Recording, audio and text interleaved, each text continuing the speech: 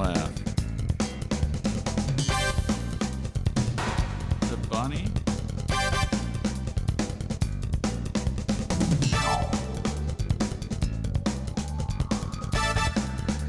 Okay, are we live?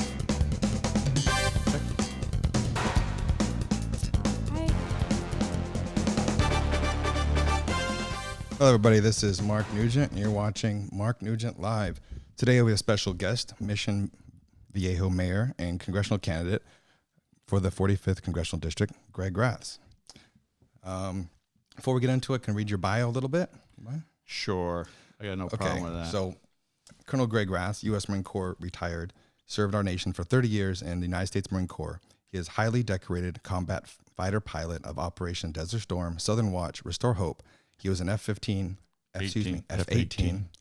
Hornet fighter pilot, squadron commander, officer aboard the USS Abraham Lincoln. He also served as the chief of staff for White House Military Office.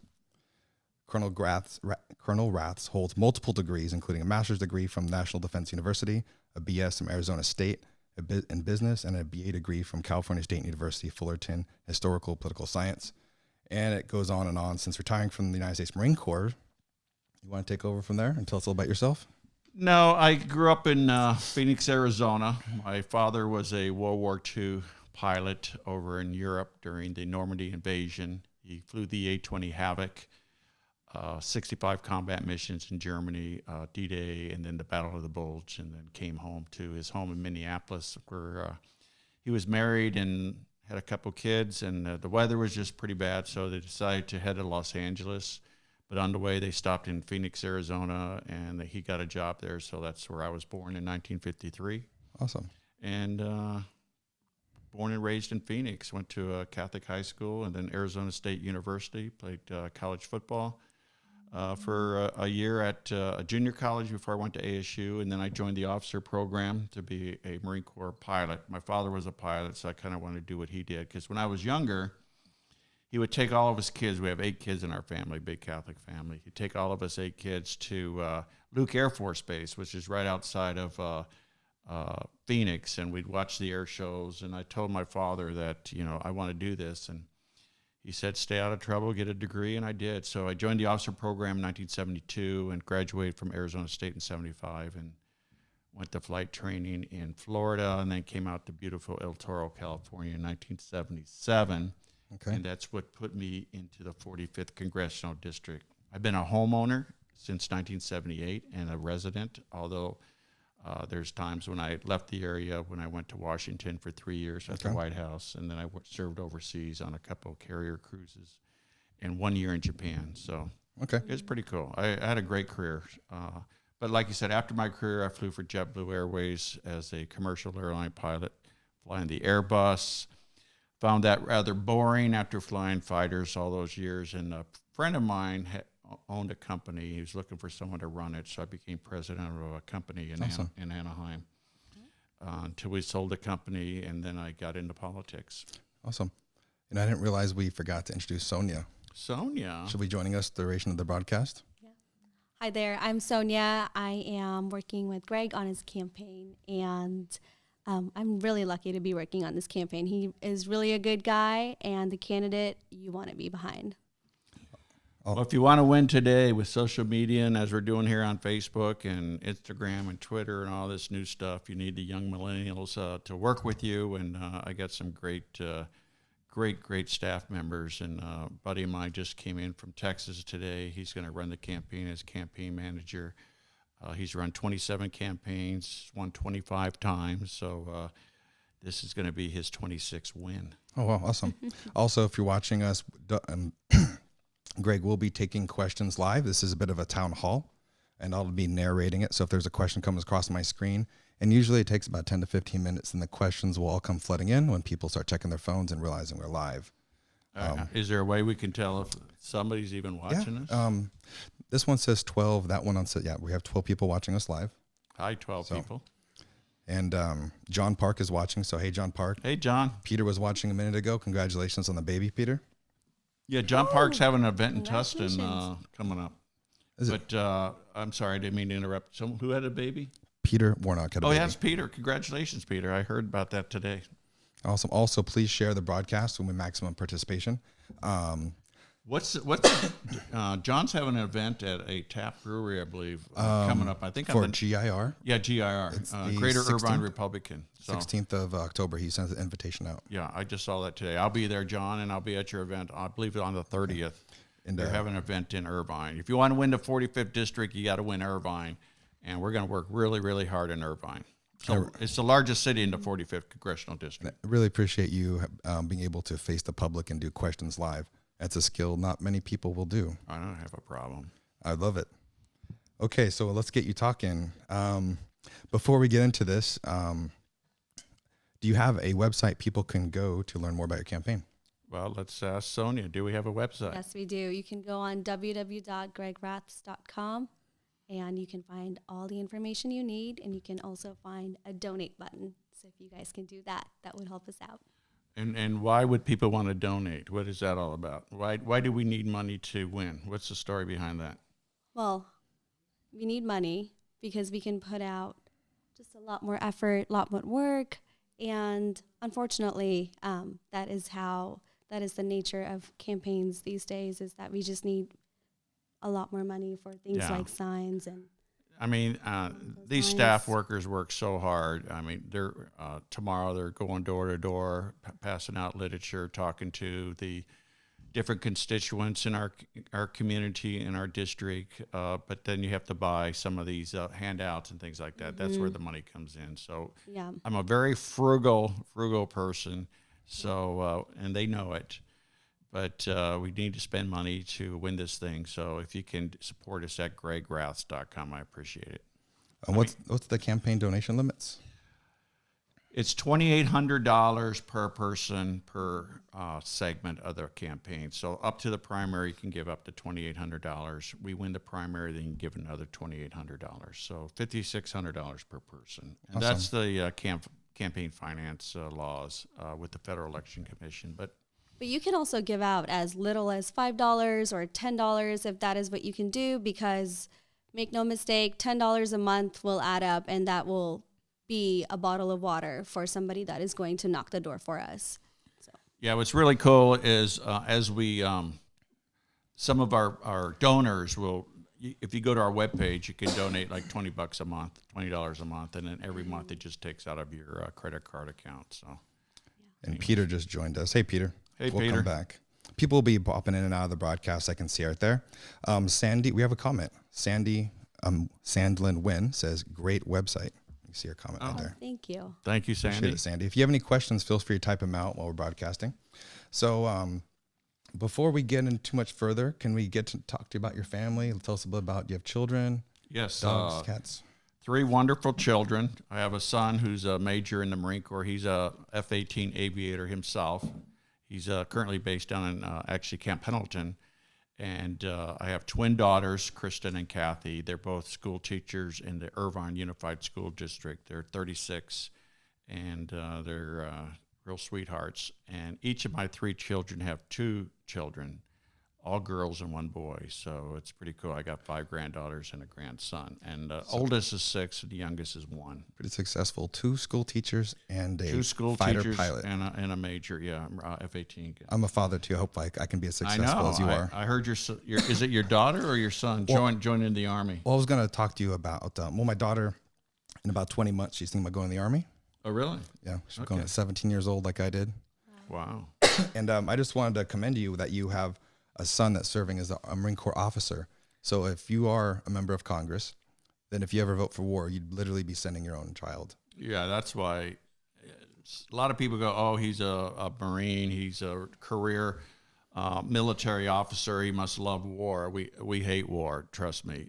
War is not what we want to do. We're trained if it's ever necessary. And I did fight in Desert Storm, and that was well put together by the senior George Bush. We put together an amazing coalition of countries, and within 38 days of the air war and 4 days of the ground war is over. And that's the way you want to fight a war, in and out. Mm-hmm. Yeah. Give the country back to Kuwait and get the heck out of there, and that's what we did. And then I also flew off the aircraft carrier Abraham Lincoln during Operation Restore Hope after the Black Hawks were shot down in Somalia. we provided close air support to our Army brothers who were under attack in Somalia. So I've seen a bit of action. Here's a cool thing. I wear the Air Medal. My son wears the Air Medal, and my father wears the Air Medal. So 3 generations earned the Air Medal for combat. So my father, World War II, myself, and my son was in Iraqi freedom. Oh, wow.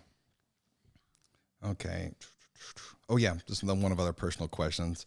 Greg was going to talk to you. What is the one more positive experiences you had in the military?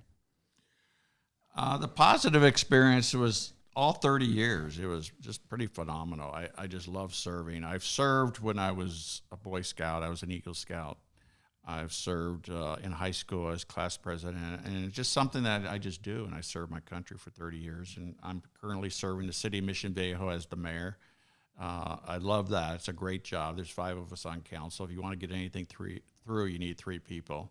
Now, when I go to Congress, you need quite a few more to get something through. But I've served my whole life, and I enjoy it, and it's just been a real honor to serve my country. You don't get rich doing it, which is fine, but we do work hard, and it's a great career. Yeah. Awesome. Welcome, Anthony Mansfield. One time you told me one of the best experiences you had was flying in a jet fighter off of an aircraft carrier. Can you just... Yeah, I got several hundred carrier landings and takeoffs. I originally flew off the USS Midway, the F-4 Phantom, back in 79 and 81. And then later in 93, I was a fighter squadron commanding officer of an F-18 squadron. I flew off the USS Abraham Lincoln, combat over Iraq. We flew in Operation Southern Watch. But just getting shot off of a carrier in an F-18, you go from 0 to about 210 miles an hour. We call it knots, about 200 knots in 2 seconds. I want to ask more questions about that, but someone just messaged, they just gave you a donation for your campaign. Get out. How much? $2,800. I don't know. Also, Chuck Puckett is watching, the mayor. Chuck, yeah, the mayor of the beautiful city of Tustin. Thanks, Chuck. I was at his State of the City earlier in the week. So someone just got a donation. They just showed us now. Yeah. All right. So thank you for $12 was at it? gregraths.com.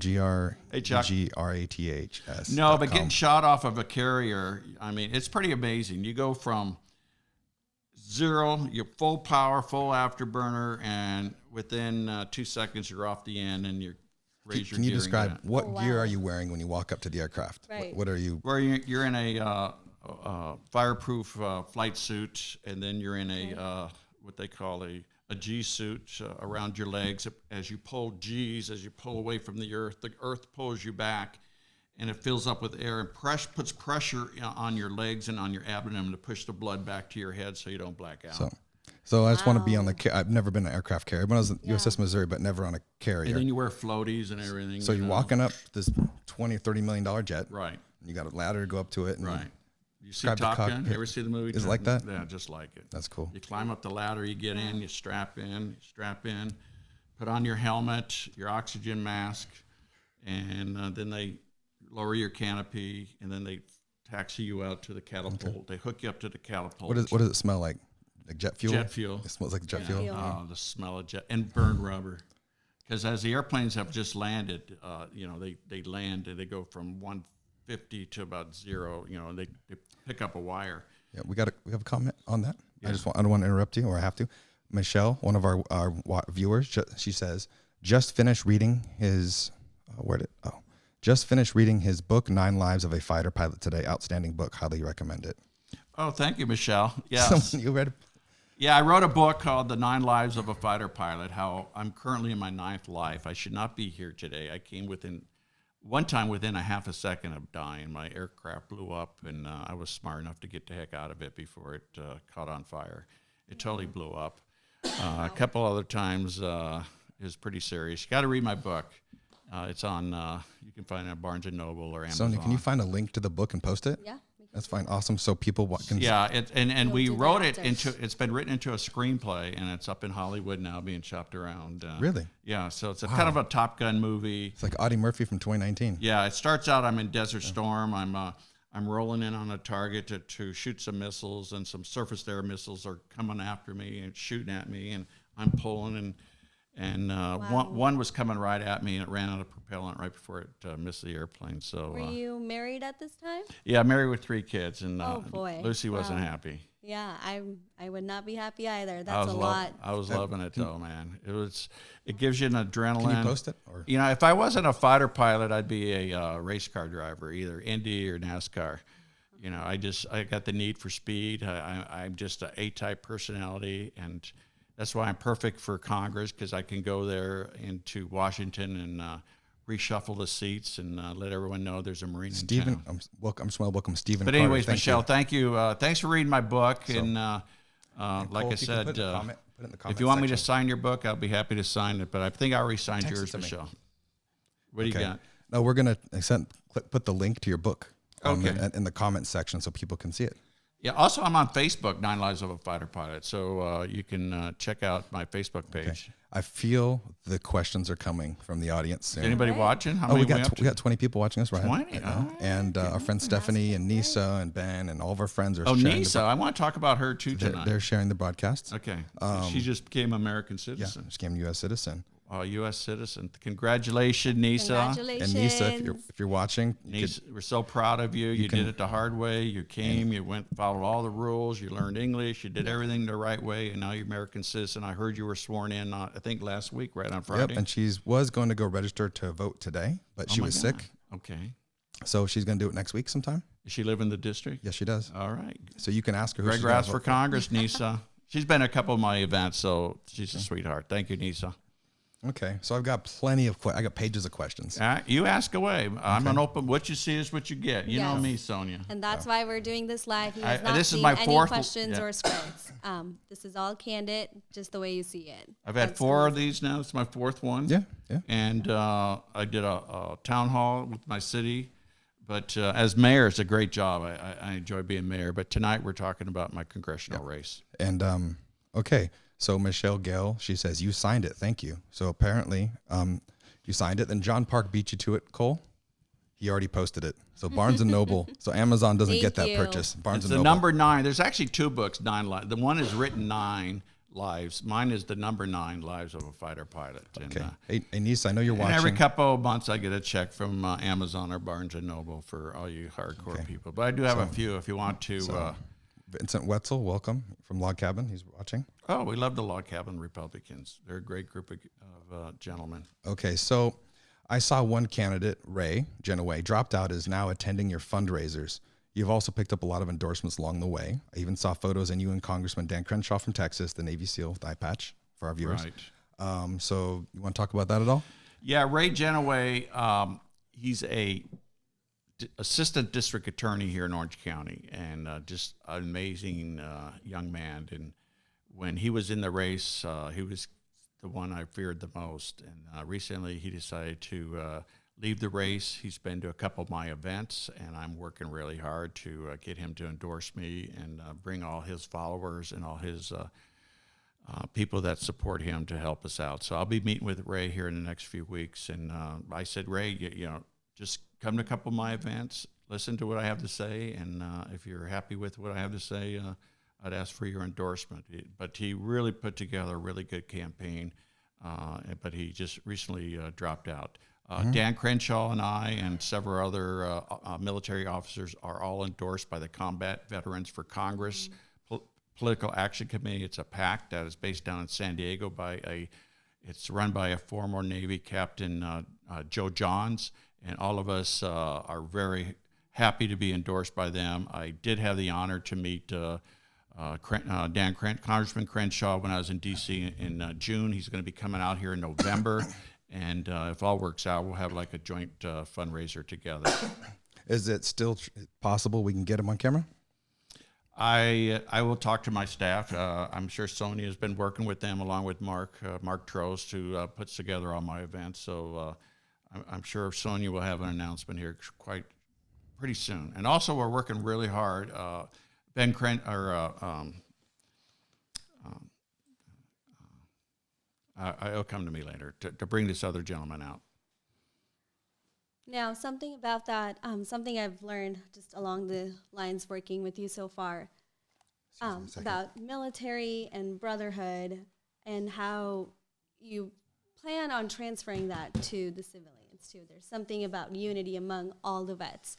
What do you have to say about that among One the rest thing, of us? one thing I learned in the military, and the Marine Corps specifically is a very tight organization. It's a band of brothers and band of sisters where everyone has each other's back, and there's no backstabbing like you see in politics.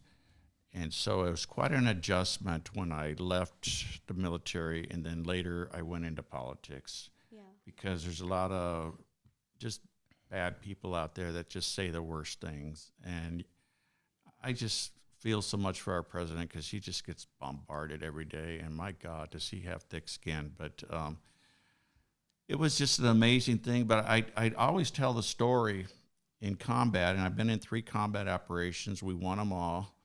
Is I just didn't take my Republicans Marines in combat. I took all my Marines. Yep.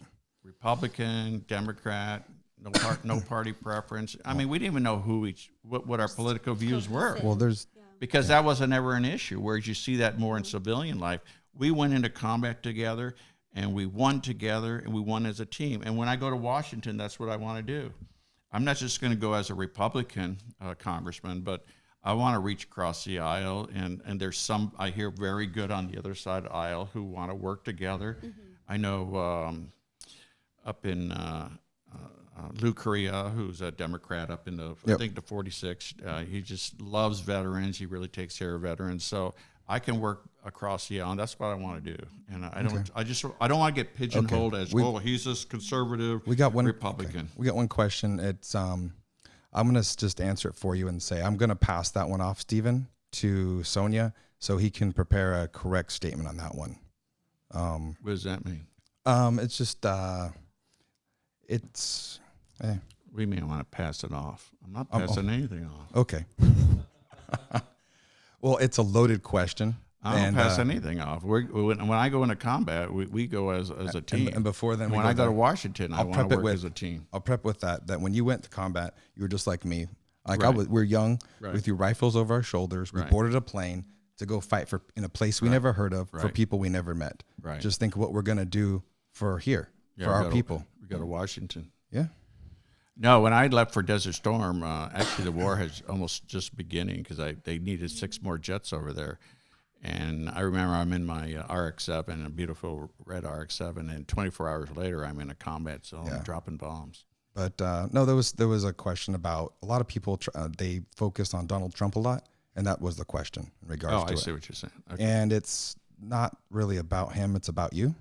So, and they had some questions about concerns, but Stephen Carter's a friend, and we'll get back to him. All right, but Stephen, you can look thank at you. it if you like. So, we had some other comments. Stephanie Martinez says, "Hi, Greg. You're such an amazing person that we are lucky to have you as a friend. We'll win." Thank you. Colonel Raths. We love Stephanie. Okay, and as we answer this one, you can look at the other question. Put my Colonel glasses Raths, on. here, you can look at the questions that come across. So I just have my cell phone right there. Sorry for the. The one is Colonel Why Raths. should people vote for you over the other Republican candidates? And Okay, here's the story on that one. You got your glasses for that one? If you want to look at that one. Right now, there's 5 of us Republicans in the race. I live in the district, the 45th Congressional District. I've lived here 41 years. I've been a homeowner. I know the people. I understand the people. My kids went to school in the district. My family grew up in the district. Okay, there's 2 candidates that don't live in the district. I think that's an issue. They can't even vote for themselves. I can vote for myself. The last election in city council for Mission Viejo was last year. For my second term, I was reelected with over 25,000 votes. So in essence, I'm kind of starting with 25,000 votes.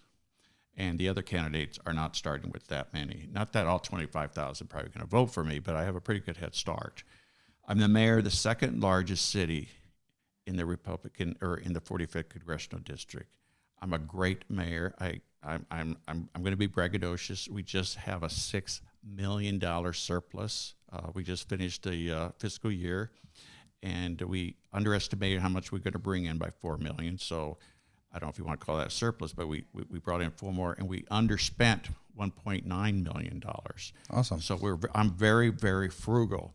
So we're going to use that money for other issues to help the city. But what I'm trying to get across is our country is out of control at the federal level of the amount of money they spend and that they don't have. They've totally raped the Social Security Trust Fund. The trust fund has zero amount of money. It should have about $2.9 trillion in it. It has zero. Okay. They've taken money away from the Medicare system. I will work as hard as I can, and I know I'm only one of 435 congressmen, but I'll do my best to bring this deficit spending under control. Okay. So to answer your question, I'm the mayor of the second largest city. I live in the district. I have a military background.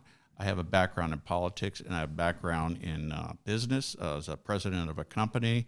And I was also a labor. As an airline pilot, you're actually labor, so I had to work with other people. So I'm not a youngster. I've been around a long time. I understand what's going on, and I have a world view. I've been to 64 countries throughout my life.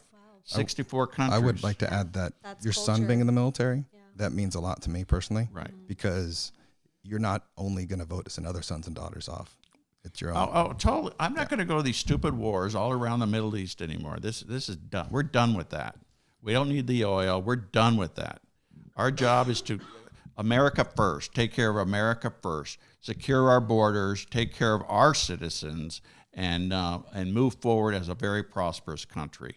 And one thing I want to say is I didn't mention this when I was a lieutenant colonel and then a colonel. I worked at the White House for 3 years. I was in Washington for 4 years. I saw the pictures. I picked up a master's degrees at National Defense University. I worked in the second term of the Clinton administration as the White House Military Office Chief of Staff, Assistant Chief of Staff, and then moved up to Chief of Staff. My job was to ensure that the President of the United States, the Vice President, the leading cabinet member, or the cabinet members, and all of the leading members of the Congress were given military support. Air Force One, helicopter support. Camp David was run by the Navy. We had a communications team run by the Army, and with about 2,200 active duty military personnel on every day that support the President of the United States. And that was my job to oversee that whole thing. Wow. So when the President flew around the country or flew around the world, I would go on those trips. Okay. I had the honor to meet kings and princesses and prime ministers. I met Netanyahu. I actually met Arafat, and when they were working peace over there in Palestine. So I have world views. I understand Washington. I worked at the Pentagon. I worked with the Congress, and I worked with the Supreme Court. I understand Washington. So that's why I'm the best candidate for this race. Okay, I got a couple more questions. I'm going to package Stephen Carter's up. So hello, Lauren Brooks from the IUSD School Board. Stephen Carter had a president about Trump, and then he had another follow-on question about how will you get the federal deficit under control. But the first one, I'll say that's still being under investigation, so I wouldn't go too deep into that, but I can read it to you if you like. Okay. It says, do you have any concerns about President Trump's request of a favor from, and I don't even know if it's a favor, do you have any concerns about Trump's transcripts, or I should say transcripts, UK president investigate former Vice President Biden? No. Okay. Then the other question. President Trump, last week or the week before, he was in San Diego. I had the opportunity to have lunch with him and spend the afternoon with his son, Don Jr., and the president. They say, I heard this term, he's not the perfect man, but he's the perfect person for the job right now. He's cleaning up Washington.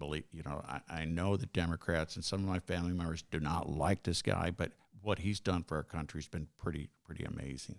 The economy's booming. Unemployment's as low as it's ever been. Regulations are being stripped from all these unnecessary regulations. He's working to redo all these trade deals around the world. He has China on the ropes. This guy, we're looking for a businessman to run the country, and he's done, in my opinion, he's done a really good job. I think his approval rating is at 53%. Follow-on question from Stephen Carter is, how will you get the federal deficit under control, or how would you contribute? I'll follow one. How can you contribute as a congressman, being that you just won? Right. Help get the federal deficit under control. And I think you kind of covered that. Well, earlier. no, I use the analogy in the Marine Corps. There's 200,000 Marines, and I made myself went all the way to the top 45th Marine. So there's only 45 ahead of me. So I will do the same in Congress, and I'm going to tell them this has to stop. I have 6 grandkids now, and I don't think my opponents have grandkids, so, but I don't want them strapped with all this debt. Okay. It has to stop. It just can't keep going on and on. I think this year it hit $1 trillion. That's unsatisfactory. With the country booming as much as it's booming, we should not be $1 trillion in debt, period. Okay. All right, we're hit by another question from Stephen Carter, who is a self-admitted liberal Democrat. Right. I love liberals. But he did donate to my campaign. He Wow, likes the military. that's good. He has a lot of respect for the military, I'd say that. Now, I'm going to prep it with, remember, we are treaty bound to defend certain allies, right? Correct. We are. So his question is, do you support sending, to support our sending of, I'm a little typo there, supporting our troops to Saudi Arabia in response to the attack on their refinery?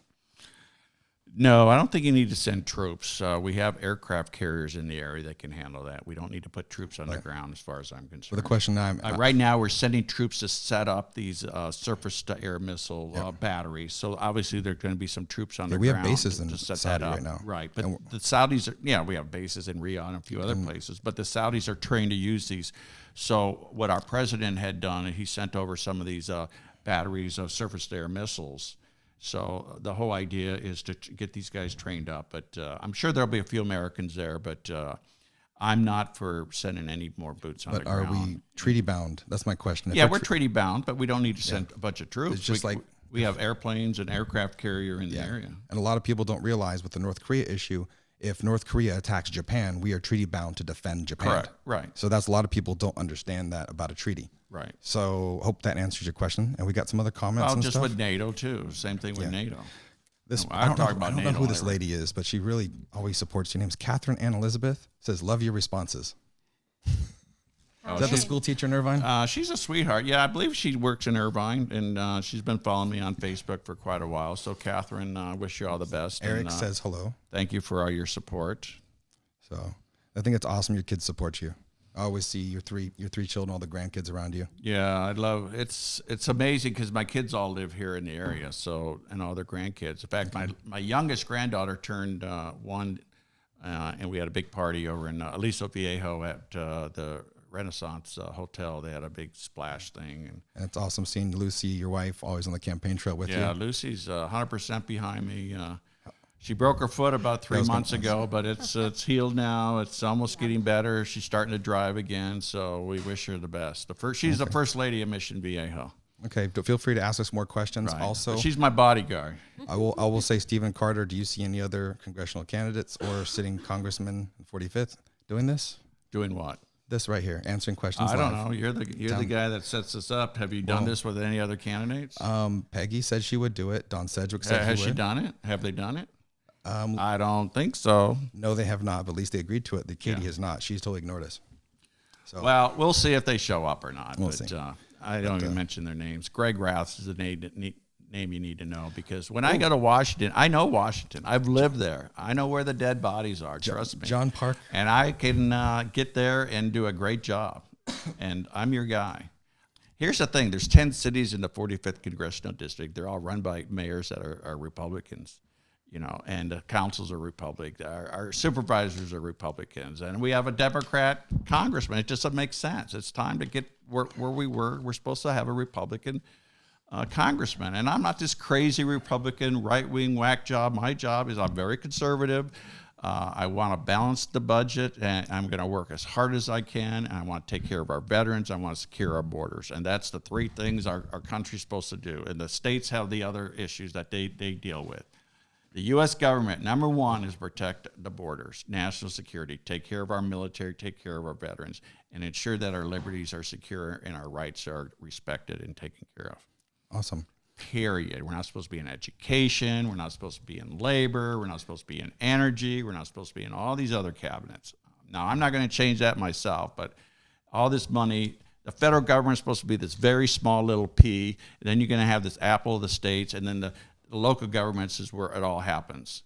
But it's just flip-flop to this massive bureaucracy in Washington. Every time they bring up a new program, you got to put together a bureaucracy to take care of it. So we have 2 more questions from the audience. From John Park, he asks, Hey, John. Why do you think Katie Porter needs to be a one-term congresswoman? Yeah, it's nothing personal about Katie. God bless her. She ran and she won. And my job is to run and win and beat her. But she doesn't, in my opinion, she doesn't fit the 45th Congressional District. She's an immigrant from Iowa. She came here several years ago. She worked for Kamala Harris. And there's some things in her past that did not fit the 45th Congressional District. Again, like I said, I've been a homeowner 41 years here, a resident on and off. I worked at El Toro Air Base flying jet fighters for 23 years. I worked at the Tustin Air Base for a while. This is my district. I know all the mayors. I know the councils. I know the supervisors. If I'm your congressman, I'll come back and work so hard. I won't be taking all these vacations Katie Porter's taking. They're home for they want, let's impeach the president, and then they go on vacation for 2 weeks. Who does that? You don't do it that way. If they want to impeach the president, stay back in Washington and impeach the president. I mean, it's a no-brainer. So, if there's something going on in Washington, I'll need to stay. I'll stay. I don't have 3 kids waiting for me back home. So that's another follow-on. You don't have any personal issues that are going to keep you from staying there. I'll miss my grandkids, but, like I said, it's just my wife and I now. But it seems like your whole family's very supportive. Yeah, they're 100% behind me. Because you got some more comments from your children here. But I have another question from the audience, and we'll get to the comments from your kids. Right. Ben Chapman says... Oh, Ben's on, huh? He says, and don't forget to share the broadcast on your Facebook. Yeah, I did. Okay. I already did. How transparent are you when it comes to voters who have questions?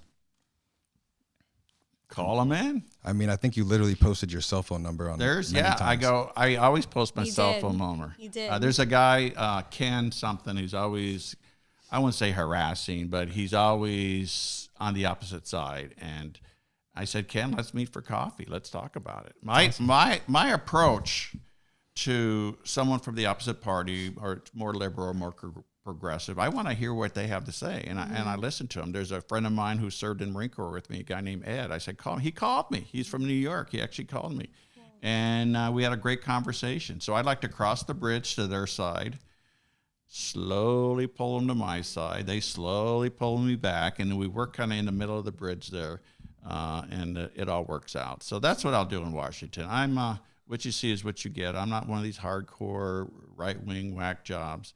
I'm just an easygoing guy who just wants the best for our country. And I will represent what the people here in South Door County want me to do. 100%. Okay, we got more comments from the audience. And I just wanted to chime in a little bit. I can personally attest to that. Just this weekend, we were meeting with volunteers, and one of the volunteers, I like to ask them a question, why do they want to come volunteer for Greg? Like, why do they want to come support you and help you? And one of the mans, he's a basketball coach, Pat, and I asked him, hey, so Pat, why are you here? And he said, well, when Greg was running a couple years ago, I emailed him and I told him, hey, if I don't hear from you, I'm not going to vote for you. And he picked up the phone, called me, and I was blown away that this is really Greg Raths calling me. And so now he wants to vote. So I love that you're willing to be so transparent, and I got to hear that just candidly. Well, I have the flexibility. Yeah. Obviously, mayor is a great job, but I can do 2 things at once. I can campaign and run my city. Okay. I love being mayor. You get to I work with the businesses. We got a bunch more questions. So I'm just telling you how I love to be mayor. Okay. But my mayorship's up at the end of the year, so when it's up. And my term's up at the end of 2020, and so I'm looking to not just represent Mission Viejo, but the 10 cities in the 45th Okay, we got some hard questions coming up. Oh, some hard ones. And first off, for those listening, we are actually going to answer your questions. It's not a scripted thing where we have to make you write it on a piece of paper and then put it in the thing, and we maybe answer your question. We will.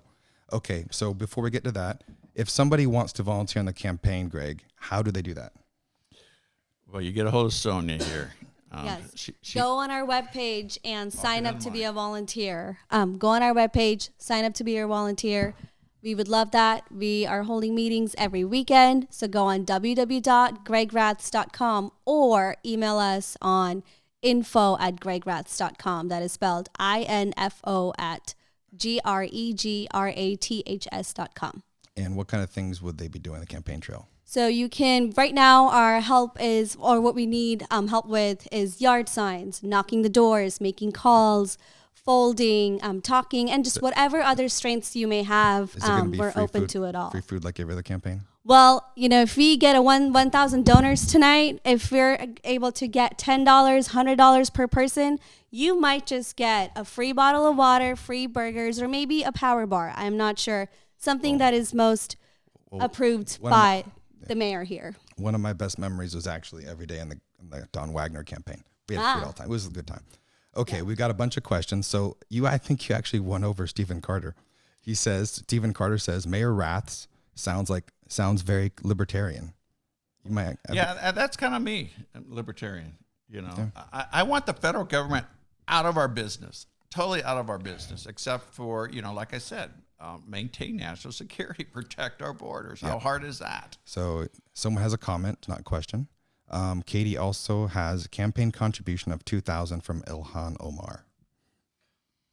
I think they just want to say that. Well, I'm not going to go there. The progressive wing of the Democratic Party has gone pretty far left, and it's a little disturbing, but that's their business, not mine. I'm going to, if I got to work with her to get a bill through or something, I will. Okay. All right. Stephen Carter has another question. How would Mayor Raths bring civility back to Washington? I think he's kind of covered that, but you could. Well, if people know me here in Mission Viejo, I'm very active in our Chamber of Commerce. I have a great relationship with the staff at our city. If I need something done, we work together as a team to get it done. So I'll try to do the same thing. And I've been in Washington. I was there when President Clinton was impeached. And at the time, I thought that was he should not have been impeached at that time because it just divided the country so much. And another impeachment is going to divide the country because we all knew the Senate would never convict him. So why go through all this fanfare for impeachment and not get convicted? It just divides the country. Everyone takes sides. My brother and I are taking sides. I mean, he's been my best friend my whole life, and he's taken sides. And we just had a wonderful weekend together last weekend, and everything's cool. But I don't think impeachment's the way to go. And like I said, I was at the White House during the whole impeachment thing. It just so divided the country, and it backfired on the Republicans. And I think it may backfire. If you're a Democrat, it'll backfire on you. I really do think so. I mean, but if you really feel he committed a crime, high crime and misdemeanor, do what you got to do. But me personally, I just don't see it. And I've read the transcripts of those whistleblower. But it just seems like every day they're trying to go after this guy ever since he was elected in 2016.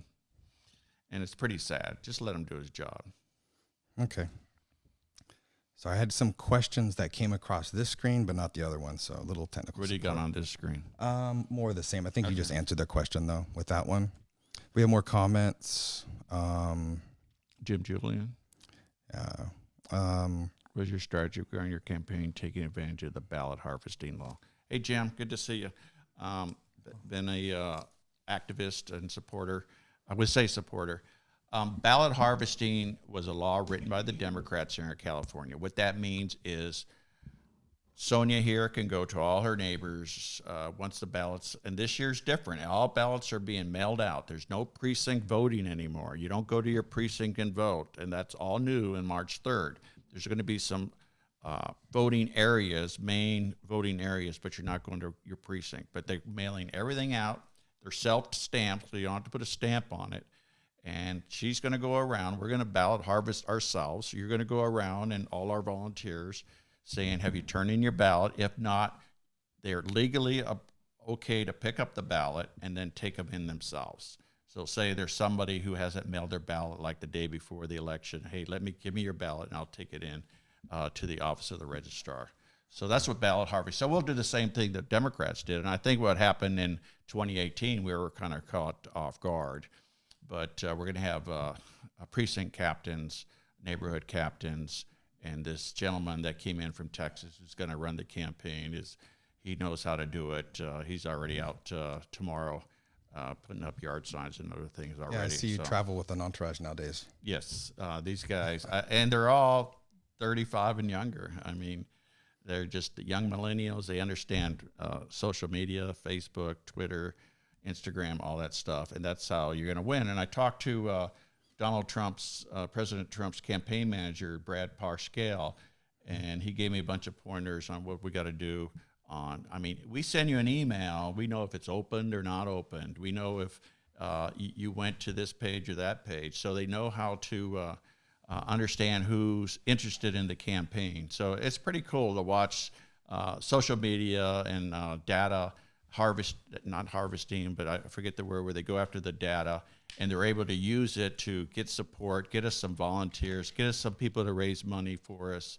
And that's another thing, I'm asking you for money, but what we're doing is, you have 10 friends, can you talk to some of your friends, and 10 of your friends can write checks, and then you bring the checks into us, and then we put it through the treasurer and the FEC. So it's just not the campaign asking. And if they can't put checks, can you put a yard sign up? Can you have a meet and greet for Greg? If someone just joined the broadcast, where do they go to donate? You go to gregraths.com, GREGRATHS, and there's a big donate page there. So anyways.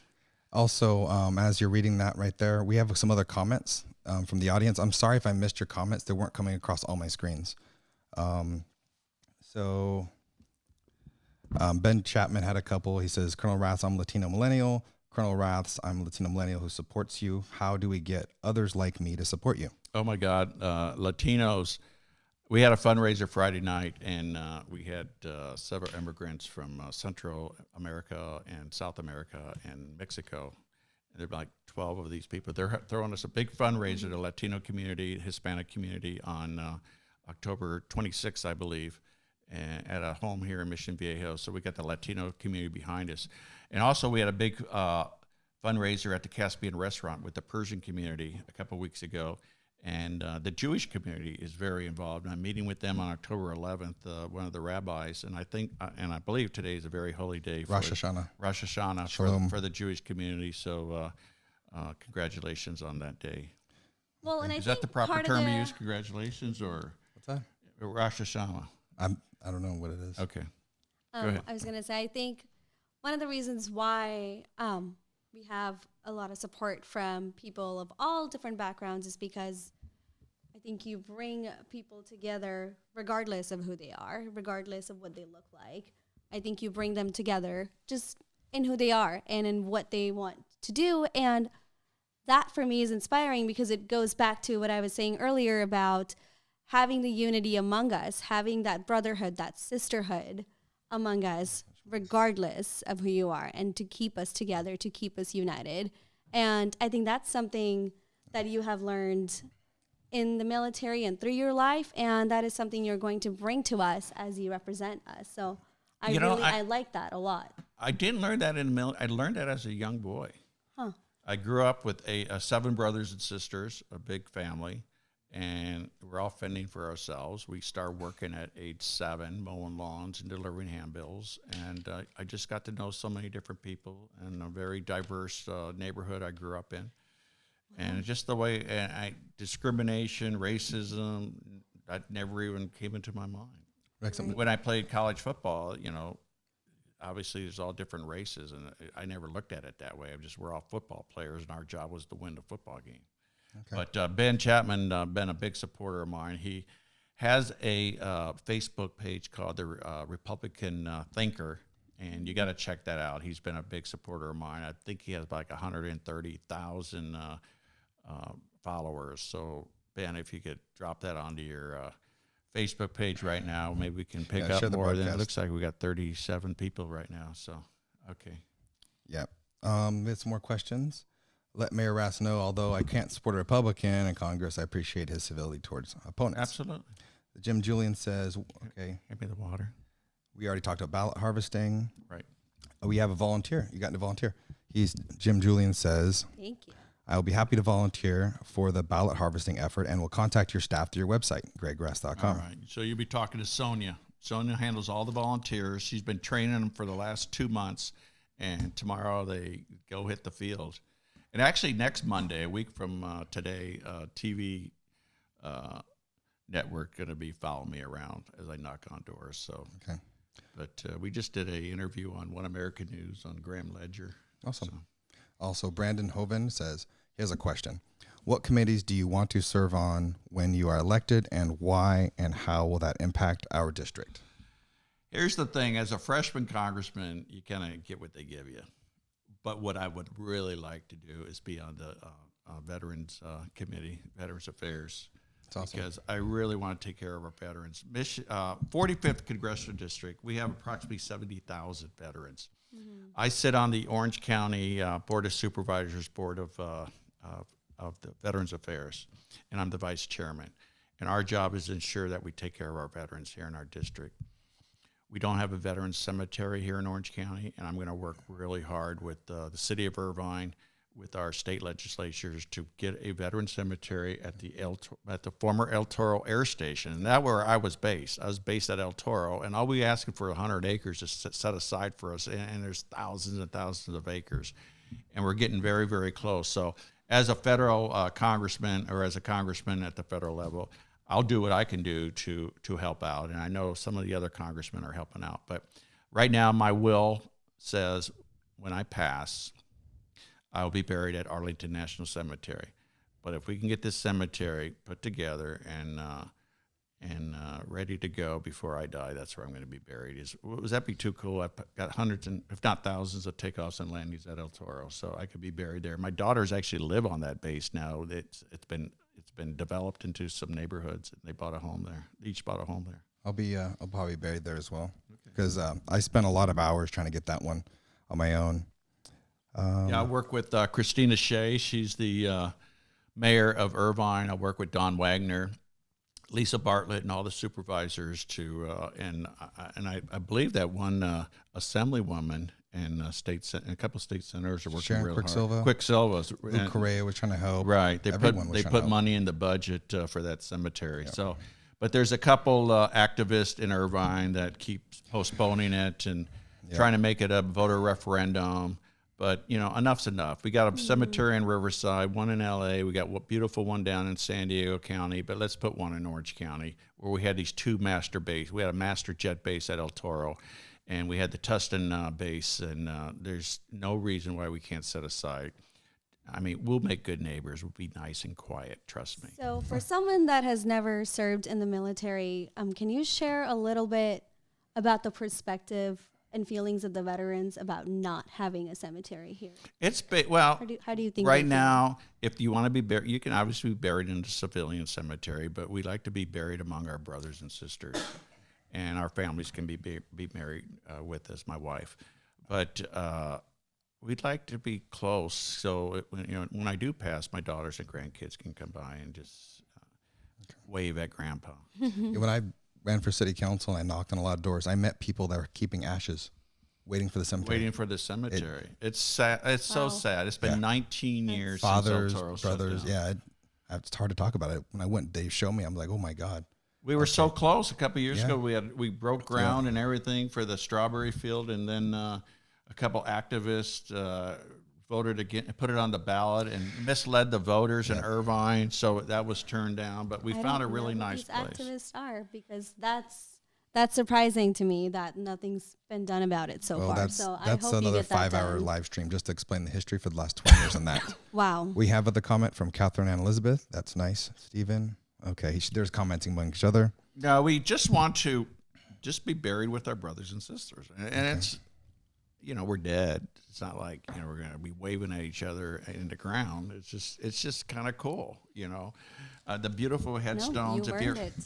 If you ever been to Arlington, or you ever been to overseas in Normandy, it's just beautiful. And the federal government or the state government, if it's a state or federal cemetery, they take pristine care of these cemeteries. And on Veterans Day, they'll put a flag, or on Memorial Day, they'll put a wreath. Yep. It's just pretty cool knowing that when I'm gone, my grandkids can come by and say hi. Yeah, I'd say most people support the cemetery, and there's a lot of confusion. But if we go, we'll talk about that for 2 hours. I don't want to go. Well, there's a lady running for assembly in the 74th. She knew nothing about it. I go, how can you not know about it? It's in the heart of your district. Oh, Kelly. No, not Kelly. Kelly's Diane? all for it. It was Diane. Oh, wait. What's her last name? Diane Dixon. Diane Dixon. Yep. So she needs to gear up on that one. Ben Chapman has a question. Yes, Ben. How many local meet and greets do you attend daily? Oh, we can't keep up with it. I talked to Ray Genoway, who dropped out of the race. He goes, I can't keep up with you. He's 31. I'm 66. But we set our schedule every week. My wife and I we look at all the different events within the community, within the 45th. We'll go to a Rotary breakfast in Mission Viejo, or a luncheon in Tustin. Last week we went to Tustin Republican Women. We went to Irvine Women. There's a big fundraiser the other night in Coto de Casa for the Aliso Viejo Republican Women. I personally had a big fundraiser in Mission Viejo, on the Lake of Mission Viejo. We did some traveling. We went to Dallas a couple weeks ago for a couple of fundraisers. My new campaign manager had some friends there, so he put something together in Dallas and then in Frisco. Last weekend we were in Arizona. That's my hometown. Some of my high school friends and college friends threw me a fundraiser. So I go where good people are who want to donate and also who want to help us with the campaign. So, and my best friend growing up, he maxed out. It's $5,600 for, you can put in $5,600 for the 28 for the primary, 28 for the general. So awesome. So it's pretty cool. But every day I do 3 or 4 events a day. Tomorrow I got 4. Tomorrow I got 4. Well, I can barely keep up with you. And but I thrive on it when I'm around people. Like tonight, just before this, Kelly Earnby's running for the 74th Assembly. I was at her fundraiser, and Don Wagner was there, and a bunch of big supporters were there. And then we had a luncheon today, and then earlier we had a breakfast. So I get around. And I'm president of my Rotary Club, so I try to visit a lot of the Rotaries. Villa Park, the Rotaries, Thursday morning, I'm going to run over there. Yeah, that was my next question. I heard doing 3 or 4 events a day. How do you do it? Some secret to campaigning, 12 to 18 hours a day.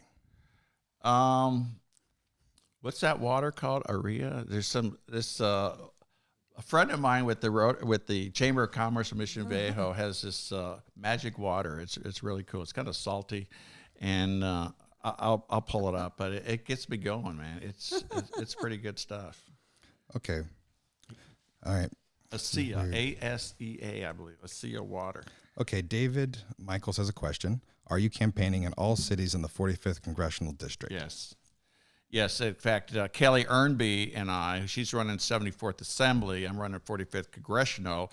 Laguna Woods overlaps. Laguna Woods is in her district and mine. So the other night we're at the Tea Party group in Laguna Woods, and then at the luncheon, the Republican women of Laguna Woods, they had a big luncheon, and Kelly was there. So our plan is, instead of all of us having, or both of us having a walk Laguna Woods, we'll walk it for her. And we'll get her literature, and then she'll walk and we'll team up, and we're going to do that.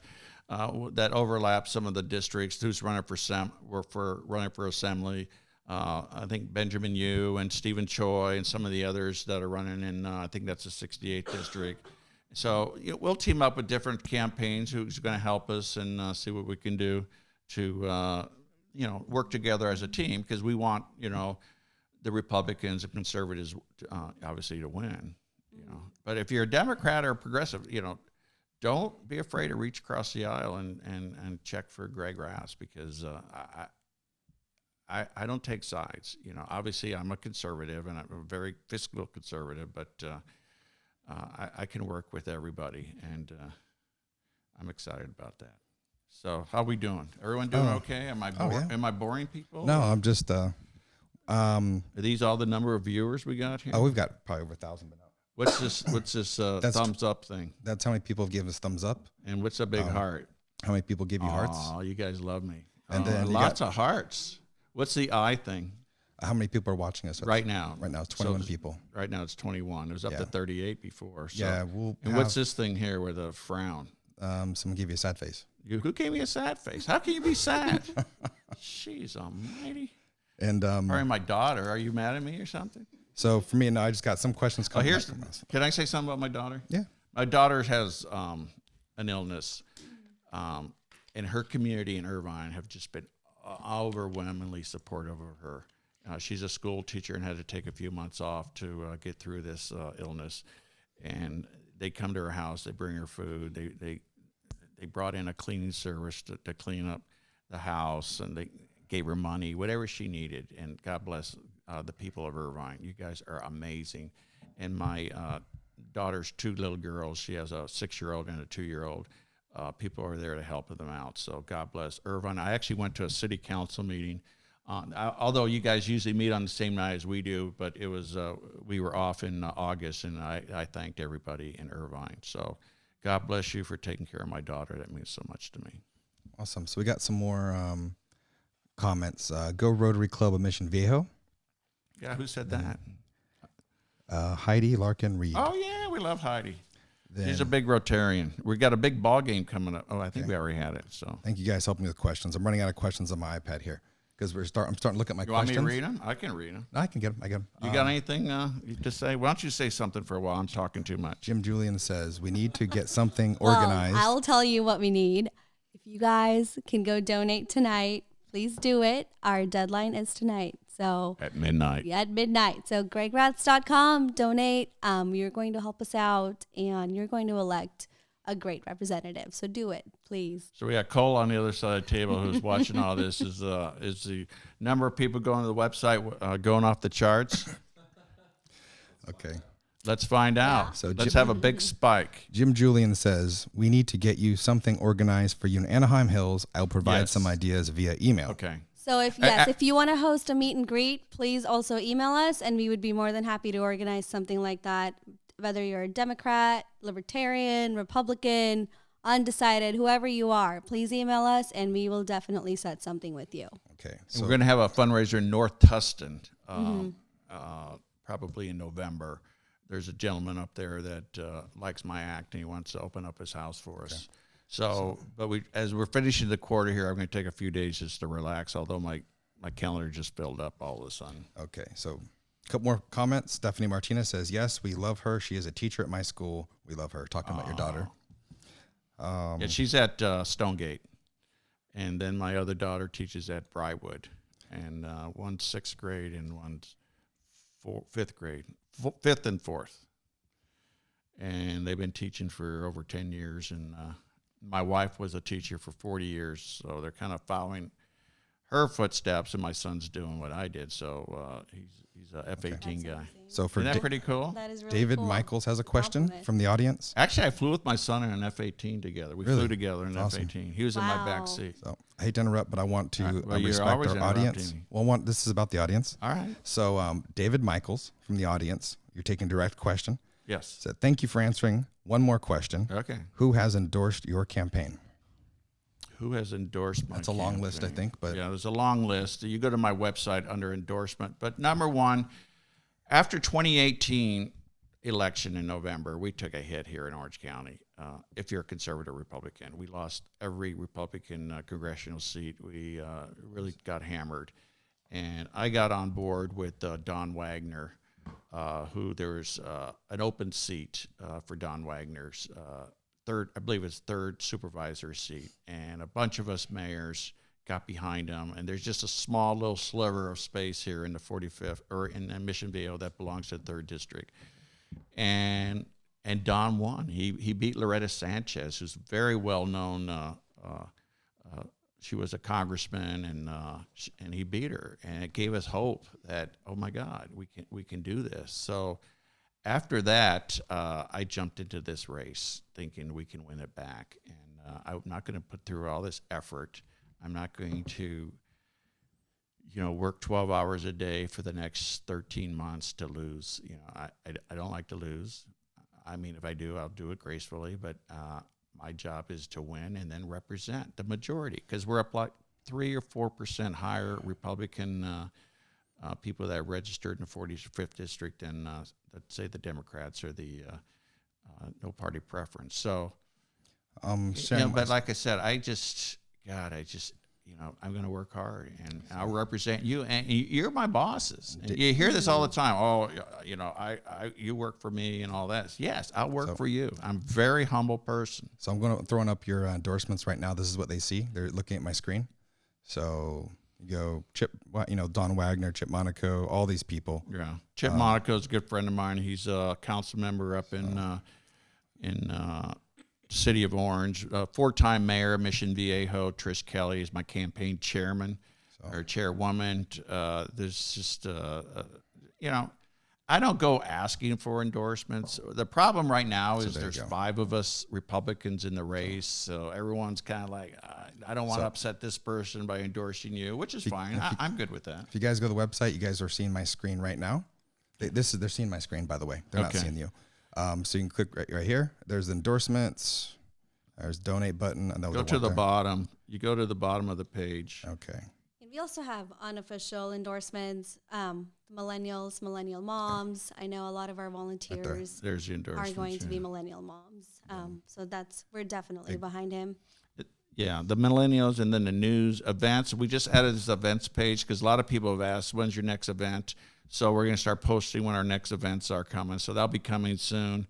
Go further down to the press page. Go to press, and these are all local news stories. It just came out. I just interviewed with the Panther, which is the Chapman University newspaper, and we just came out and they interviewed me on that. And they're asking about impeachment. I said it's not necessary right now. If you don't like Donald Trump as president, next November. I mean, we're only 13 months out. Just campaign hard for whoever the Democrats put up. If you like Trump, you want to campaign for him. So I don't think impeachment is necessary right now. Okay. Awesome. So David Michaels hopes to answer your question. Got anything, Sonia? No. What about the millennials you're saying? I think I interrupted you. I mean, this is my staff. They're all millennials. Yeah. We have a lot of our volunteers that have signed up are millennials and millennial moms. So that is something we're rooting for you. We want you to win because we want the right representative for our district and for our kids but we want their upbringing. We want you guys involved too. Yes. And what a better way to get involved in politics is work with a congressional candidate. Yeah. And if I win, who do you think I'm going to hire to put on my staff? I love these guys, and because I'll be going to bed at 9:00 at night, and you guys can do all the homework for my next morning. Okay, so we had a couple more questions. I go to bed so early. So we're taking questions from the audience still. Brandon says, I like what you had to say on healthcare. Can we talk some more about that? Sure. All right, here's healthcare. And everyone says we need this big sweeping Medicare for all. Trust me, you get the government involved in healthcare, it's not good. Let's keep the government out of it, okay? Unfortunately, right now it is involved in a couple of the systems, the VA system. That's getting better under President Donald Trump. The VA system has greatly improved. I use the VA system. I go to Long Beach Hospital for if I need some medication or issues. There's a clinic in Laguna Hills, and they're getting better. The Medicare system's run by the government, or at least it's managed by the government, but obviously private contract or private healthcare firms are a part of it.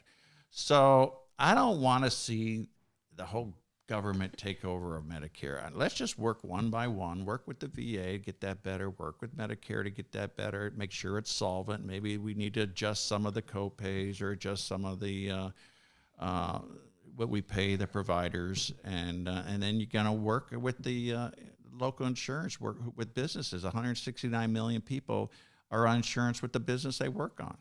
I mean, and they're pretty happy with it. Yes, maybe some are some high co-pays, and maybe that needs to be adjusted. So you work with the employers, and then also you have Medicaid for those that are underprivileged, and you make sure that system's solvent. But I don't like seeing the government getting involved with all these different situations.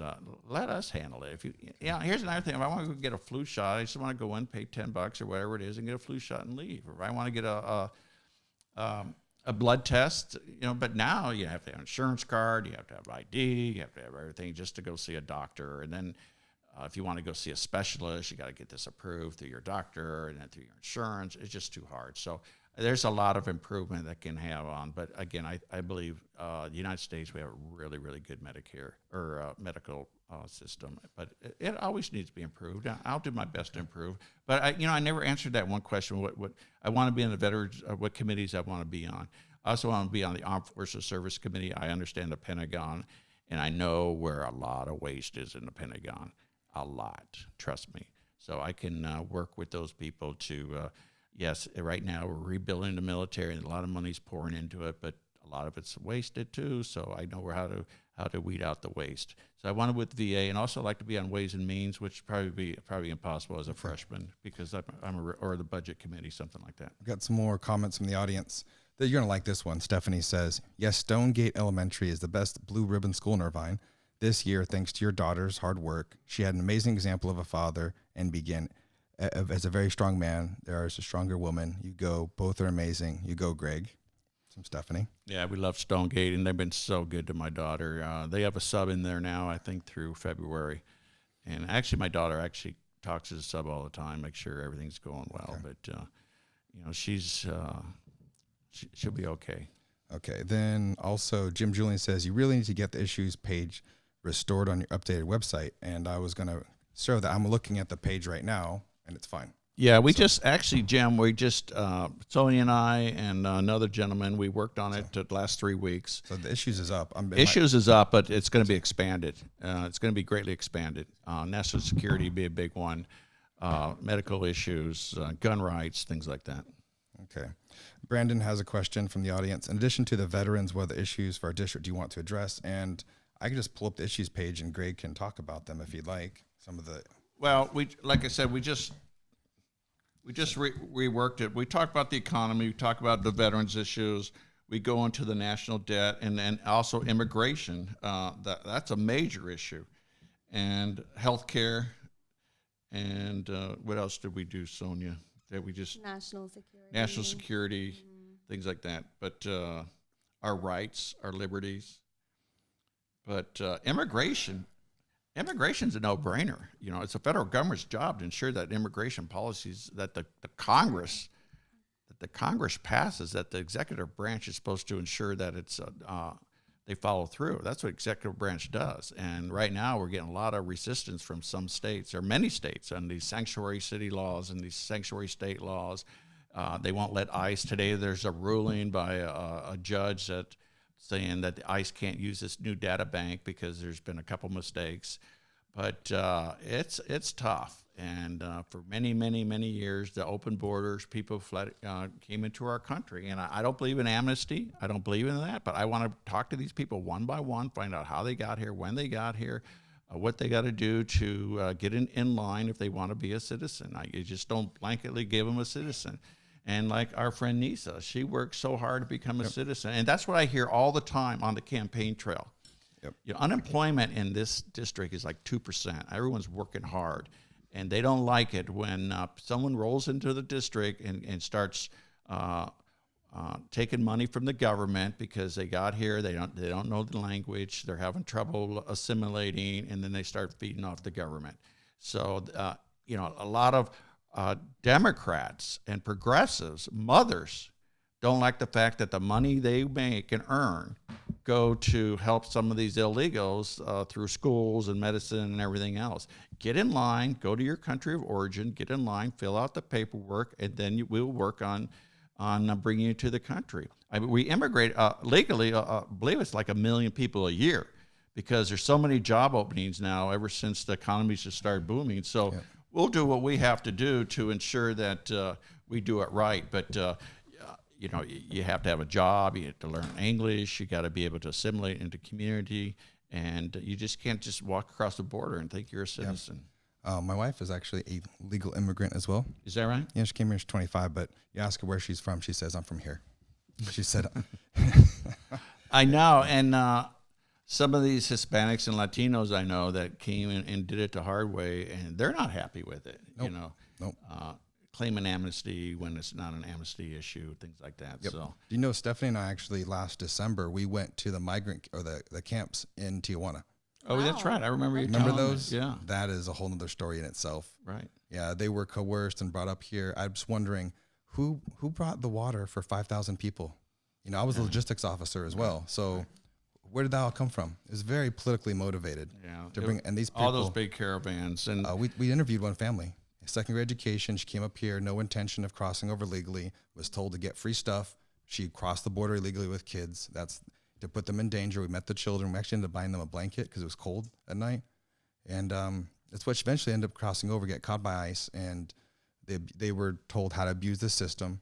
Right. And were some of these Central American countries on TV, it says go to America for $10,000, pay this guy, and then they work their way up, and then they drop them off. So. Yeah, and that's one of the things we were discussing is that there's some burden of responsibility for these countries to protect their own people. It's not always our responsibility to protect their people. So there's something to be said about that as well. How many billion people live on the earth? I'm sure a lot of them like to live here, but there's a process. Mm-hmm. Go through the process. And I don't blame them. Obviously, they've heard America and the American dream and everything. You don't hear about the French dream or the German dream. You hear about the American dream. So they see this. They see it on TV. They see Hollywood. They want to come here. And I don't blame them for wanting to come here, but there is a proper way to come here. There's a process. I like the system to get fixed for me personally because we have extended family that can't come visit. Because it's so broken. They're in the Philippines for weddings and funerals. Right. They couldn't come over. And they don't want to come. Well, some of them don't. They have their own businesses and lives over there, and they're doing well. They don't want to come. And I have some Persian friends that because of the problems with Iran, they can't go back and visit their families. And if their families can't come here, obviously with the restrictions on it and getting visas from Persia or from Iran. So hopefully, it sounds like the president's going to hopefully work with the leaders over there and try to get some type of normality, hopefully, in my lifetime with Iran and hopefully North Korea, too. Yeah, we actually had an Iranian immigrant that wanted to come over tonight to support. Oh, they work so hard. Michael Karoni. You know him. Huge supporter of yours. Do you know any unemployed Iranians or Persians? Nope. No. They come here, they work hard. I mean, I'm not saying anyone else doesn't, but it's an amazing culture. And that's a culture of the world, where Western civilization supposedly began. And it's just a beautiful, beautiful country. When I was a young pilot, we trained the Iranian pilots in Florida. And it's just an amazing country. So hopefully it won't be much longer, but hopefully we can get some time of peace with Iran and get some normality. The best part, though, is we don't need their oil anymore. That's right. We don't need the Saudi oil. We have all our own oil and all our gas. We don't need them anymore, which is fantastic. Okay, so we got some more questions. We got Ben's husband is asking a question. First, John Park has a comment. He says, anyone visiting D.C. can experience the White House in person after submitting a tour request through one's member of Congress. Can I request for my family in the spring of 2021? You're going to come when I get sworn in. We're going to have a big party. That's awesome. I love Washington. Our family lived there for 4 years. We lived in Fairfax, Virginia, but I'm going to get a place close to the Capitol, just rent an apartment. But, yeah, you come to my office, you just bypass Sonia, come right on in and say, I knew you from Mission Viejo, and I'm Ben and Craig Chapman, and we're gonna come right in, and I'll keep the door open for you. Trust me, I will. I'll be so proud to be a congressman. I don't want to be hidden behind a door, And there's going to be the radicals and the nut jobs trying to get into, and I'll talk to everybody. I can defuse people, which is pretty cool. Yeah, because I don't want to hit the incumbent too hard, but when you watch it, she comes in through the back and into the stage and then leaves. Yeah. There's no talking or even greeting, no handshaking, nothing. No, that I enjoy that. I really enjoy being around people, and if you know me, I do it. Like a city council meeting, I'll talk to the people in the audience before we get started. Okay. So Craig Chapman, Ben's husband, has a question. What are your top 4 issues you would focus on as a congressman? I know you've talked about it before, but as we do live stream, people come in and out. No, number one is obviously national security. We want to ensure that our borders are secure, especially here in California, and make sure criminal elements are not getting into our country. Drugs is a terrible, terrible scourge in our country. People get hooked on a lot of these drugs and they can't get off, and then they end up dying or committing suicide. So now security is number one. Obviously, we have so many veterans in our district that I want to ensure our veterans are taken care of, that they get the help they need. We have the Tyranny Center in Tustin that's just been amazing, helping veterans. And we have so many veterans-related charities. That's another thing. We have so many charities, faith-based charities, veterans charities. Get the government out of it. And so I will work with these charities. In our city, Mission Viejo, we work with the with a charity that helps with the homeless. Awesome. And if we find a homeless, we'll let them know, and they'll come pick them up and help them and get them to a community where we can get them rehabilitated and back into. It's called. Pardon me. No. No. Okay. There's another. Kelly's watching. Hi, Kelly. So anyway, although the government has certain roles, I will do my best to ensure the veterans, but the faith-based and the 501(c) communities has done an amazing job. But as far as veterans, aren't you going to have one on staff anyway? Yeah, I'm looking for one. Aren't you a veteran?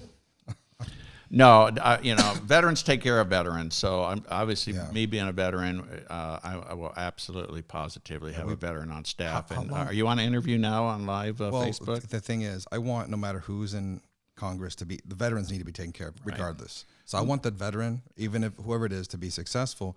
And my problem is lately, Katie promised us that she'd hire, after much pressure, right? We pressured her to hire a veteran. She said June 24th, she posted on her social media, okay, I'm going to hire one. It's October tomorrow. That was June 24th. I've told people they had issues with their elderly parents, their veterans. I said, hey, call the congressional office. That's what they're supposed to help you with. Right. And they got given the 1-800 number to VA and said, basically go away.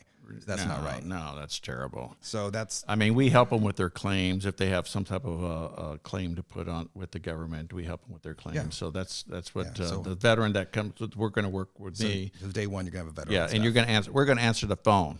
Okay. Trust me.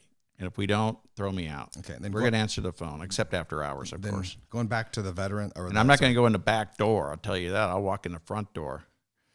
And I'll park my car in front. Yes, you will. So if you want to egg my car, that's okay. I'll take the car I want to go back to the Iranian immigrant comment. Michael Corona, he just said, hey, he's here. He's a big supporter of you. He's always watching. Oh, yeah, Michael. Yeah, he's a good friend of mine. He was at the Caspian restaurant. It's a Persian cuisine there. Yeah, you guys came. You got there a little late, but you got there. On the way here, I had 2 or 3 people calling, texting me, wanting to help volunteer to set up. Just, some feedback for your campaign. Okay. Oh, thank you. And then you picked up another volunteer gym right now. I can't look at my watch because didn't George Bush Sr. look at his watch during the debate and everyone gave him crap for that? Remember We've been going live for an hour and 22 minutes. Am I boring people? Nope. You got pretty good. Yeah, doing better than I am. I go live. Do much better. Now, when's the election? March 3rd. March 3rd. But your ballots will be arriving 1st of February. You know who else got hooked on doing Facebook Live? Don Wagner didn't want to do it. Why not? Well, he just didn't want to, and they're like, "Who's this guy, Mark? We don't know him." Oh, I remember. Yeah, he's telling me about you. Then he did a live stream, and then all of a sudden, volunteers actually came to the headquarters, and he's like, "Okay, all right." So all you volunteers, don't you want to work with Sonia here? And we got Cole and we got Blake. And you can go to gregraths.com. That's got everything you need there. My fundraiser, Mark Trost. She's with Trost Associates. She's a great guy. Here's the website right here, guys. You can go to. Yeah, we've been working on that, and Cole's been working on that every day. That something's different's coming up. So you can volunteer, issues page. It's all here. So he knows how many people look at it every day. How many look at it today, Cole? Can you tell me? He's going to find out. But I think the most important thing for you. There I am as a young pilot. That was Desert Storm. So we go vote Raths, vote right, and then fly with the team Raths. And that's me talking to people. There I am in my F-18 cockpit. I'm a colonel there as an air group commander. Actually, was an air wing commander for. You remember the photo? Yes, exactly. So this is at Marine Corps Air Base in Miramar, in San Diego. It was taken in 2000. I'd say 2001. So the smell of jet fuel and burning rubber then. Burning rubber, yeah, I love it. Well, I'm a skydiver. And you get 100% oxygen. You put on your mask. You can bring it in. They got my name right there on my airplane. That's awesome. You have any photos on here we can look at? Oh, there's you. That's me as 1975, a young first lieutenant. Yeah, I watched the video of you. That was in Quantico, Virginia. I was going to basic officer school. Just a baby. A baby. But I was in the best physical shape. I ran a 4-minute, 38-second mile back then. Wow. Pretty good. Wow. Right. That's fast. That's fast. Where are you at now? I don't even walk a mile. No, and I ran a 3 mile in like 16:2 or something. So that's pretty good. Yeah. And Awesome. 20 pull-ups and 100 sit-ups or whatever. Any more military photos? We'll work. What happened to our photo page? We don't have those photos anymore. We had all those. I mean, I know you, but I kind of want to see you. I want to see it. Keep further down. Oh, sorry. There we go. More photos. That's my There's family. your family. Yeah, it's all my grandkids and kids. Oh, So. go down. It's under media. It's under media. Go to media. Go to media. Right here. There it is. Go to media. Okay. There I am. I was on Graham Ledger's show, and I got a couple of my my YouTube. I just want to I don't see the pictures I anymore. just want to see the military photos. Here. We'll bring them up. Anyways, you just do Google my name, Greg Raths, and go under images. You see all sorts of pages. So are we boring people? We still got, what, 15 people Oh, yeah, watching? they got people hanging. Look at all the hearts. I got 114 hearts, so people there's love more. me. There's more hearts right there Do going. folks have any questions? Bring in the questions. That's why we're here. They just want to hear it. Type them out. People come for various, there's the hardcore volunteers, the supporters. Some people actually do want to hear the military stories. You're a very Cole, good did any speaker. money come in yet tonight? Yeah, we had donation. Wow. Really? $825. Wow, we're $825 Tonight. from a local Just stream. from this. I got to start charging. This is free. I don't have to pay you, right?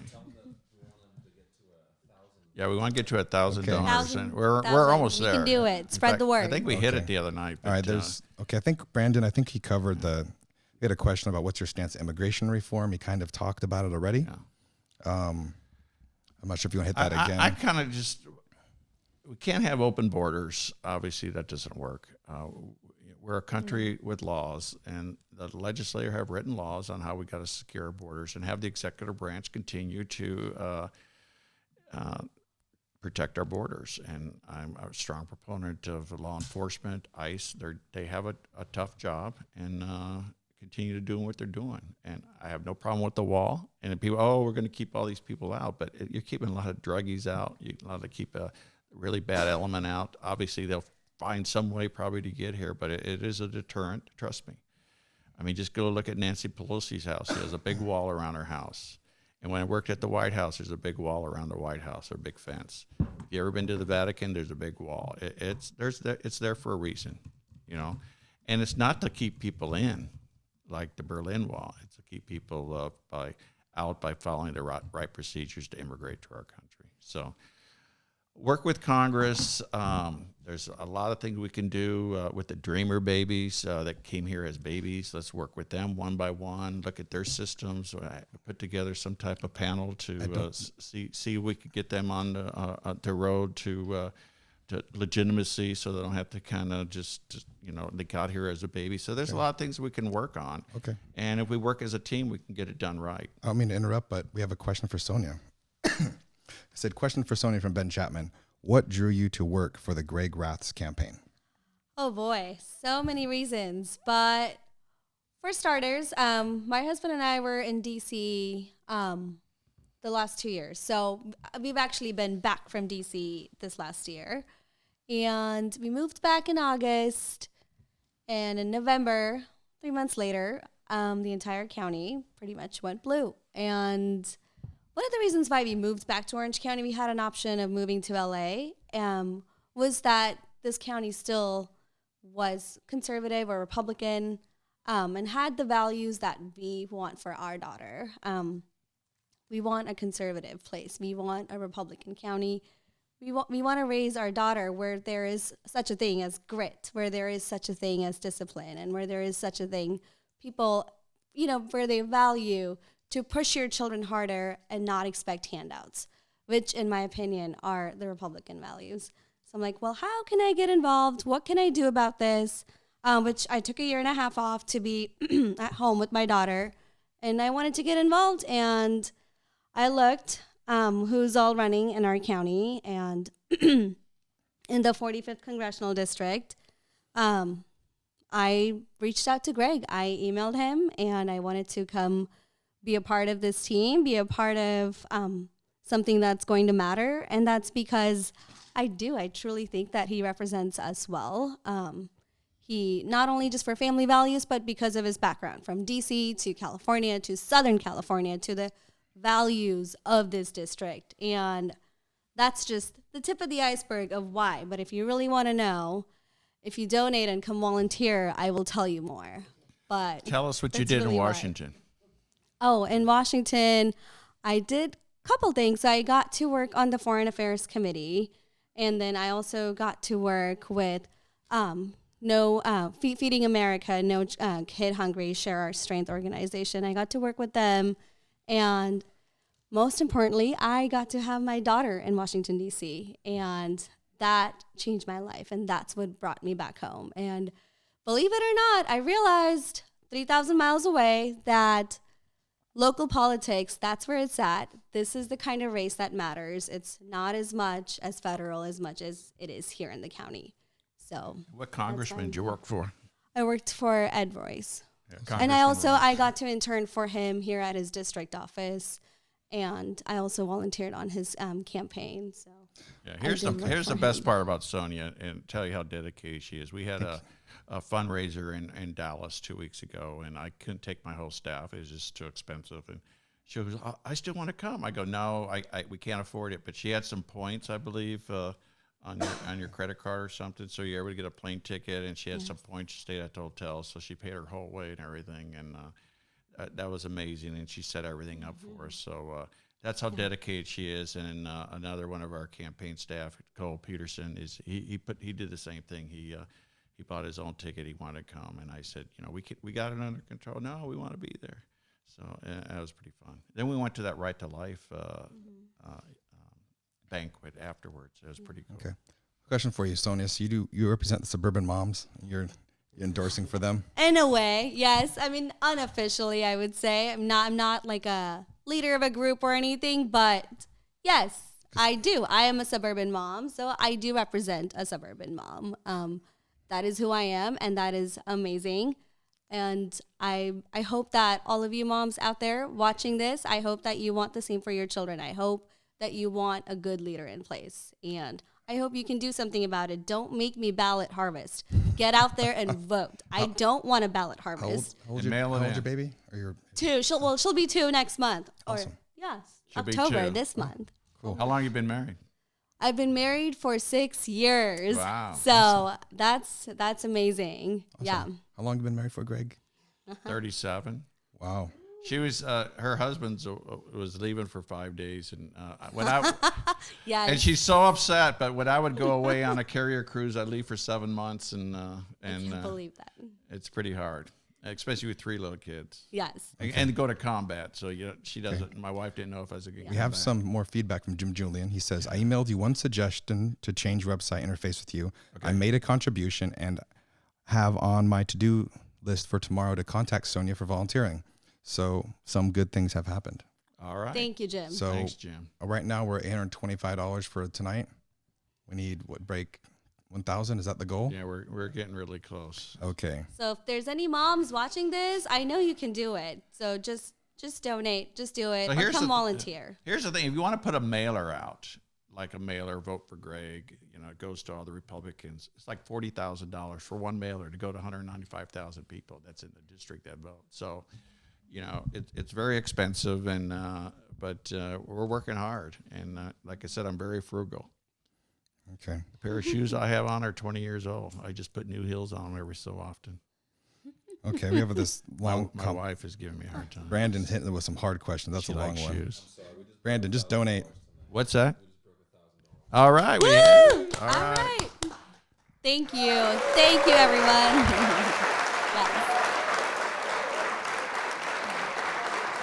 No one else can hear at the table what we're hearing.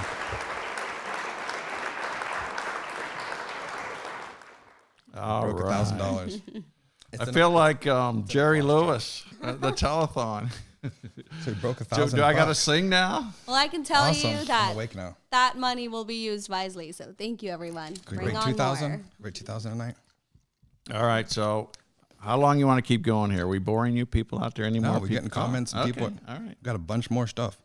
Ben Chapman says, I'm going to make $100 donation every month. Yeah, Ben, you've been amazing. You're don't even live doing in the district. He's been giving me $100 for the last 6 months. He said he's going to make another contribution tonight because you told the time to do this live feed. All right. Thank you. That's really impressive. Ben, you got to pay your rent, though. No one Don't else be does. Losing your rent money. 3 to 4 events a day. It's so hard for me to ask people for money because 37 years married. I worked 3 my children, whole life, yeah. A military officer as a son. I mean, I'm a father. I have a teenager. I have a 16-year-old. Amazing grandkids. It's tough being a parent.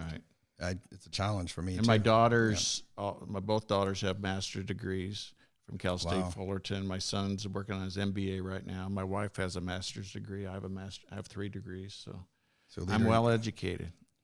I've been around the world too. That's the best part. Yeah. Then you also talked. You are pro-life, and you talked about when your family members took in babies. I am pro-life. I think 50 years from now, the world's going to look back at this time frame and can't believe that so many unborn children were killed. Yeah. The technology we have today, the sonograms, it's a no-brainer to bear a child and take it to full term. And, I'm not judging, but I believe in adoption clinics, not abortion clinics. And who in your family adopted a baby? My sister adopted 2 young Hispanic babies, and they were within hours from being aborted. She would hang out. She lives in El Paso, Texas. She hung out at the abortion clinic, and as girls would come in, they go, "Can I talk to you? If you don't want to raise the baby, I will raise it for you." And both of my sister's children, the one daughter grew up to be just an amazing rodeo rider. She does the barrel riding. Mm-hmm. And her son grew up to be this world-renowned pianist. I mean, he doesn't even read music or he just plays the music. And he was within an hour of never existing. Yeah. And God bless my sister. And there's just so many families that want a baby here in America. And instead of having to go to China or Russia or all these other places that are very hard, and a lot of people are scammed and everything else. So if it's an unwanted child, we have to have maybe some clinics or homes to help the woman to give birth. And if they want to give it up for adoption, work on that. Yeah, I'm getting to the point in my life, my family, that my son, he's 9 already. So I think by the time he's 18 and 20, we'll be actually more financially secure, and we'll probably want some to adopt. Right. And you see, these progressives or Democrats or whatever you want to call them, they're doing everything they can to keep Justice Ginsburg alive. I'll give you my heart. I'll give you my liver. We got to keep her alive so she can continue to vote to kill babies. They need that vote. So it's kind of strange how that works out. But, like I said, I think 50 years from now, they're going to look at what happening back there in the 20th and 21st century. They're killing all these children. It's just, it's really sad. I'm pro-life. Yes, I'm Catholic, and I'm pro-life, and I believe in God.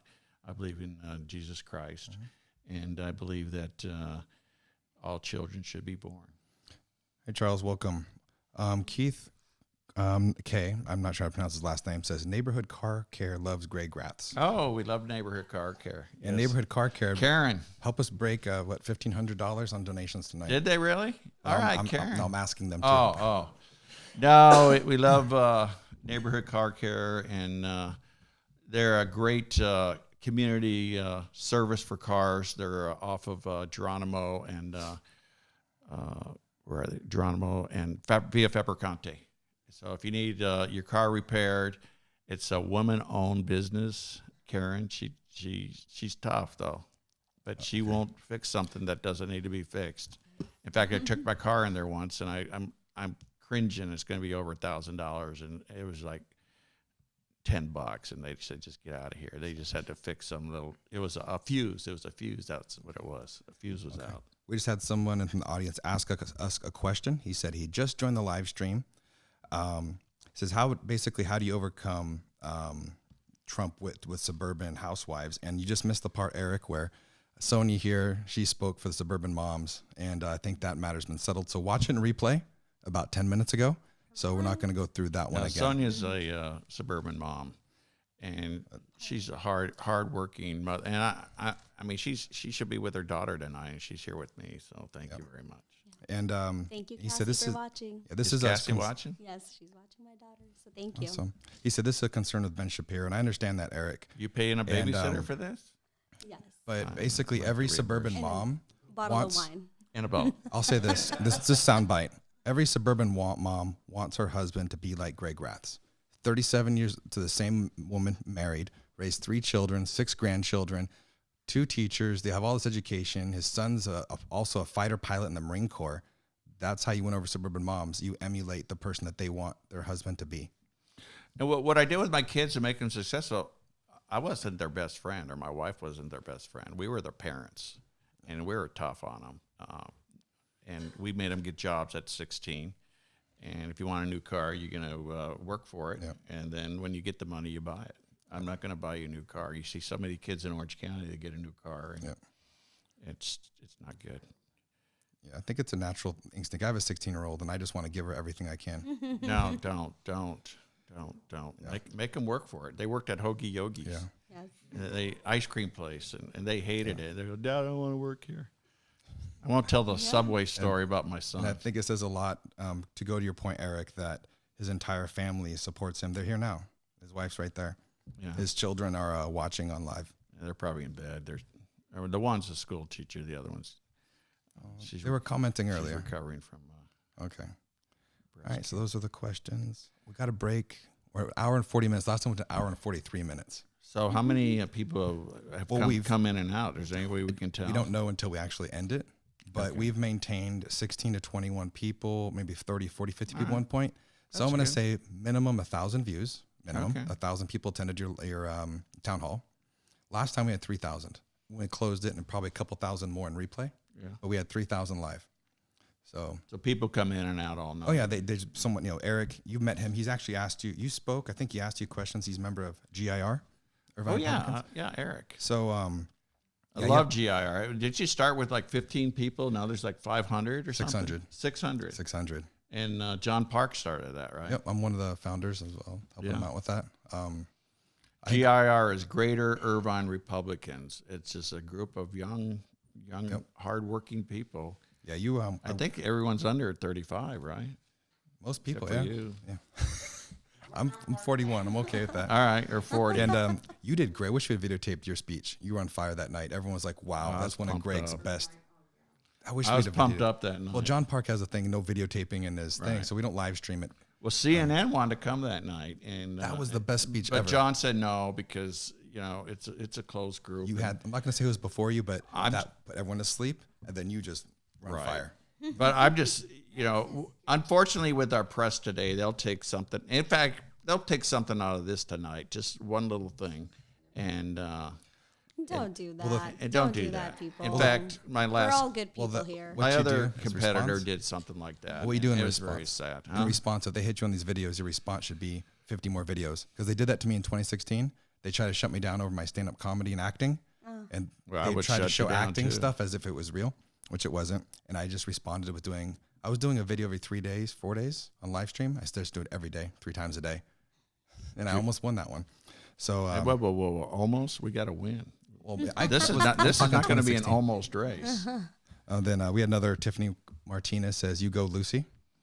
Ooh, you go, Lucy. That's what she said. Something go, nice Lucy. about you. And then Michael Kearney says, "I'm 53 years old." He's anybody talk about term limits for Congress? To get term limits, you need a constitutional convention or a amendment to the Constitution. So there's some talk, two terms for a senator, 12 years, and 6 terms for a congressman, which is 12 years. Another question from the audience. I'll go ahead and answer that.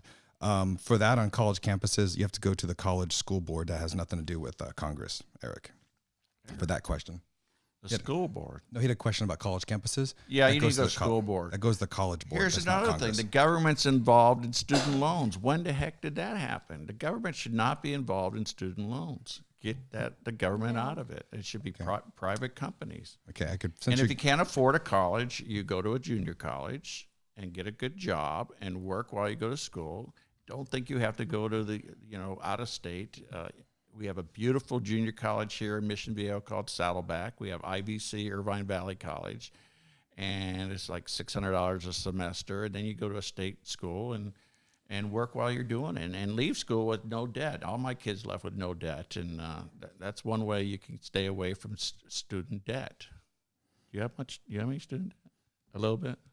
Do I have any student Yeah. debt? Nope. No? You're No, done? I Okay. do not. Where'd you go to undergrad? Biola, Okay, and now you're going to a master's at where? George Washington. She's going So, to George Washington. Yeah, I'm a Biola grad. No student debt.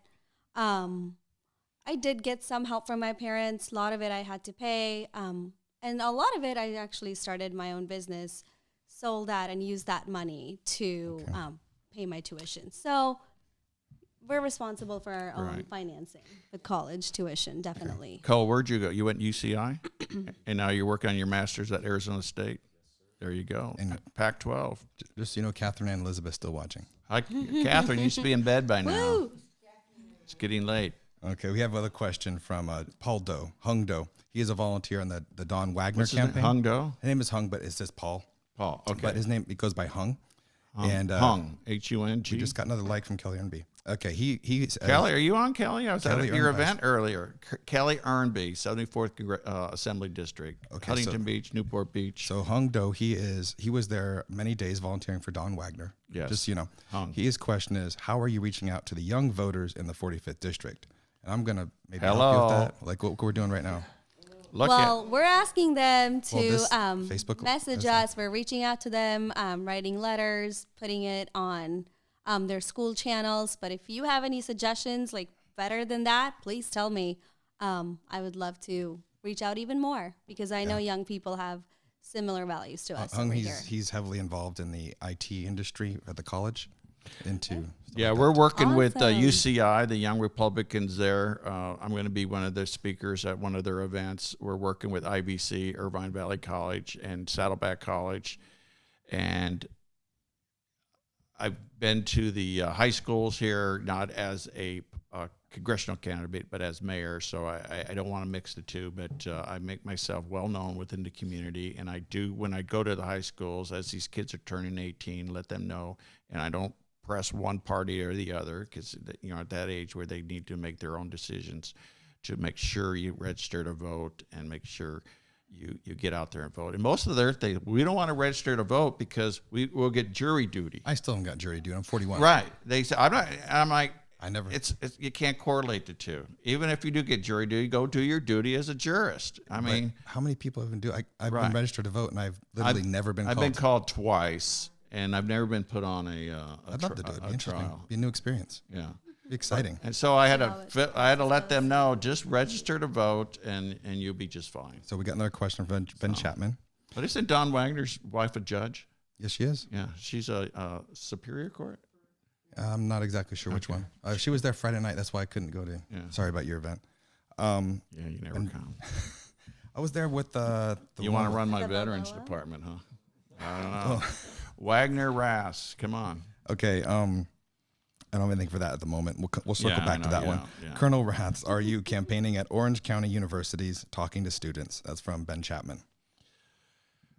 Orange County Universities, UCI, and Cal OCC, State, Fullerton, Cal State Chapman. Fullerton, Cal State Fullerton, Chapman. What's the other one that you're Concordia and what's this? Seco? Soka University. No, to answer your question, no. But I have talked to them over the phone. In fact, I just did an interview with Chapman University, their school paper called The Panther. You can pull that up. They asked me about impeachment of President Trump, what my thoughts were, and it's in the paper. I do believe there was some talk about a college Republican or get the college kids out volunteer party, something like that going on. Well, one of the candidates in our district teaches there, and she went to interview with the paper, so I called him. I'll interview with you. Okay. So. Well, I mean, okay. Well, we can. I know you were talking, Sonia, about getting the college volunteers together and having a little dinner for them. We would love to have them together. Come on over. We'll get you pizza and we'll get you water. Again, I just want to go back to we can get you all of those things if we have more donors. So, adults, people in pushing their the 40s, 50s, I know you have the money and I know you guys can donate. So do it so that people in their 20s can learn about democracy firsthand. And let me tell you, I put in $115,000 of my own money just to get started. So I got skin in the game. I matched the first $115,000 that came in. Wow. And we're well over that now. We're well over $300,000. So Awesome. And Kelly Ernby answered your question. What'd Kelly say? Don Wagner's wife is Superior Court. Superior Court, because Kelly is an assistant district attorney, and she works for our district attorney Todd Spitzer, and I believe before that, who was a district attorney? For Todd Spitzer? No, before Todd. Tony Rakakis. Yeah, Tony Rakakis. So, and now she's running. She was asked to run for the 74th. Katri Petrie, some three-name woman who has the district now. All right, help me, Kelly. Who has that district 74th? Right, Kelly. Cotty Norris. Cotty Petrie Norris. Cotty Petrie Norris has it, and Kelly's job is to unseat her. So check out Kelly. I'm supporting her. Obviously, I'm supporting Don Wagner too for his reelection. That's one of the more important ones, because if he can lock it down March 3rd, I know, then Andrew 51%. Andrew Doe's seat will be safe in November. Safe in November. We got a great board of supervisors right now. They all get along pretty well. Yeah, one's my boss. Yeah, I know. Pretty good guy. Anybody still watching here? Oh yeah, you still got 20 people watching you. Get out of here. There's your numbers of 17 watching live right now. Right. And they are coming in. Keep going. I'm not sure how much Don't you energy guys go got. to bed? You could do this till 1 a.m. People will still come watch. Watch Sean Hannity or wow. something? Yeah, I started off in Periscope years ago, and I would get donations all over the country when I ran for school board. Does this go all over the country? It does. Anywhere in the world can watch this, but this is hyper-focused. All of my Well, supporters. there's one and followers. person from Alabama on here earlier I saw. Yeah, but most of the people that follow me are from OC. Really? Yeah, I did that in 2016. I had 100 real friends on Facebook. One from Texas. Then I went Dallas. Yeah, then I went from 3,000 to 4,000 to 5,000 people, all local. Wow. I only added local people for business and for politics, because you want to reach out to your locals. And What's Nantucket? Where's Nantucket? Is that in Massachusetts? Wow. Hey, welcome. That's why you're supposed to be in bed back there. most of my audience Probably just getting off work. are suburban moms, because I ran on school safety in 2016. So I built it all up based on that, and I have 2 kids, and that matters. And then went for city council. Again, public safety is the most important at that level, as you know, as a mayor. So what about public safety do you think is the most important to the moms? Safety of their kids. That's it. Safety. Okay. Yeah. They want their children in one piece. That's it. Yeah. Nothing else matters. Just for me too. That's all I care about. It's sad how. And actually, it's sad how the threats. When I went to school, you grab your lunch and walk a couple miles and don't have to worry about anything. Now parents are so. I got one thing to add on that, and Sonia, before we go to some some audience questions. I just came from Christina Shea's office, the mayor of Irvine. I sit in the mayor's advisory committee, and we rebooted the Safe Community Task Force from 1992. So we're redoing that to take another look at safety in the city of Irvine in response to violence around the country, and we're getting ahead of it. And we're going to make some. So Ty? I can't hear. What's that? The safe. Okay. But anyway, so Yeah. we're working on it. You're working on it. What we do in Mission Viejo, all our high schools, we have an officer all day long at the school, a police deputy, and then some of our middle schools and grade schools. And instead of our police officers say they got an hour to go and they go back to the office at Mission Viejo and do all the reports, instead of just going back, they go to a school and they do the reports at the school. So you're going to see the cruiser there, and it would probably deflect anybody who had some crazy ideas. So we have a great lieutenant. He's called Lieutenant Q. He's actually from Vietnam. He came here as one of the boat children and assimilated and done a really good job. But he's working really, really hard to keep our schools safe, along with both Saddleback District and Capistrano Valley District. Okay, we've got a bunch more questions from the audience. Wow. Tiffany Martinez says, "Hey, Tiffany. Hi, everyone. This is Stephanie's daughter.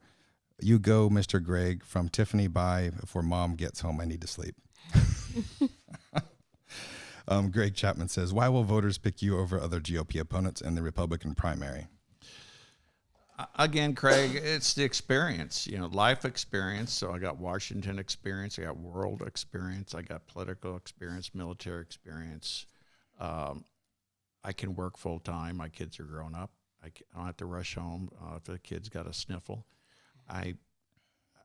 I served my whole life from 6 to 12 as a Boy Scout, 14 as a Boy Scout, to high school politics, to 30 years in the military. It's natural for me to continue to serve, and I love serving Mission Viejo. My term is up at the end of next year, so it's a perfect time to move to another position. Awesome. And I'd love to serve the 45th, and like I said, I'll walk in the front door. You guys can. You can run me down at the grocery store, because I'd be so proud to be a congressman. I would want to be everywhere. Appreciate that. Appreciate this. So to answer your question, Craig, I think my experience over the other candidates is far and above. Just got a $300 donation. So thank you, Keith. Appreciate that. Thank you, Thank Keith. you. I feel like we should ring the bell or something. Hey. Thank you. What do we got? 3 hours to go before We're at 1 hour 55 minutes. But we got 2 hours for the deadline's over. We got to report all our numbers to the Federal Election Commission by October 15th, and wow. We want to show all those that are supporting us that we know how to fundraise. So Kristen Mary says, "You have my vote." It's awesome. Thank you, Kristen. Thank you. Kristen Mary. Ben Chapman says, "Sharing this on Republican Thinker." Thank you. Oh, you got us on the Thinker. This guy, you got to check out the Republican Thinker, man, because he really stimulates people to get engaged, and that's what we like about the Republican Thinker. Brandon says, "I'm glad you support Kelly Earnby." Then Kelly Earnby says, "When are you going to live?" Maybe she meant, "Where are you going to live in D.C.?" I'm going to live right next to the Capitol. I'm going to rent a nice apartment so I could just walk to work. Keith says, "You're a shoo-in, Greg. You just donated $300." Well, with $300 from Keith, thank you very much. How many yard signs is that? $3 a yard sign. Mm-hmm. So 100 yard signs right there. Thank you. Thank you. And we got a lot of our walkers are walking tomorrow with Blake, and it might be a little early for yard signs. We're still 4 months out, but it's going to be a tricky election cycle. It's going to be tricky with Christmas and Thanksgiving and everything else. So everything's going to just pile on, and you poor people, come January, you're just going to get bombarded with political ads and people knocking on your door. But we're starting early to kind of get ahead of the crowd. Then Stephanie says, "Yes, she should. Tiffany, thank you for showing support for Greg. Greg has seen you at work, and even my kids, I adore you. Thank you for always think about you are my family's heart." Thank you. So, well, we love all the cities in the district. Rancho Santa Margarita is one, Laguna Hills, Laguna Woods, Lake Forest, and Tustin. The mayor earlier was watching Mr. Puckett, Chuck Puckett, and North Tustin, Anaheim Hills, Villa Park. So he's kind of... So our numbers went up. Now 22 people are watching us live. Some more people are watching us now. Jeez, don't you guys go to bed? We got some night owls here. That's good. Keep it going. Okay. You guys doing all right, Cole? Blake, you hanging in there? Okay. This is a great question. I wish you should have brought your dog, Bo, man. Okay. He reminds me of my dog, Reagan. We lost last year. Paul or Hung says he has a question about identity politics, but I don't think it's in the Irvine. It's not what you think. But it says, "This is a great question outside of Greg's experience. Is Greg concerned about identity politics from Katie's team?" No, I'm just going to be myself, and just what you see is what you get. I'm not going to play games. I'm not going to play ethnic games. I get along with, I'm very diverse. I get along with everybody. We got a question that said, "How close to $1,500? I have a feeling someone's about to push us over." What are we at? What? $100 away. $100 away. Can you double that? Just saying. Come on. I think some more yard signs. A TV commercial. I think you're about to break 1,500 on Fox. I mean, if I were in my 40s or 50s, I would. John Park says, "How close Maybe to even 1,500? in my mid-30s. We need $100, John. Come on. I'll tell you what. I'll buy 2 seats for your October 30th. You want to tell a sad story? We need donations. We do. Okay, I'll put some the sad music. All right. Okay. Ben Chapman says, "Gays for Raths." Yeah, Ben and his husband Craig. Craig's I believe a minister. Someone just made $25 donation. Minister, and I went to their wedding, and great group of people. And thank you, Eric. I know that you don't make a lot of money, so that's a lot for you. So appreciate it. Thank you, sir. It wasn't necessary, but we'll use it wisely.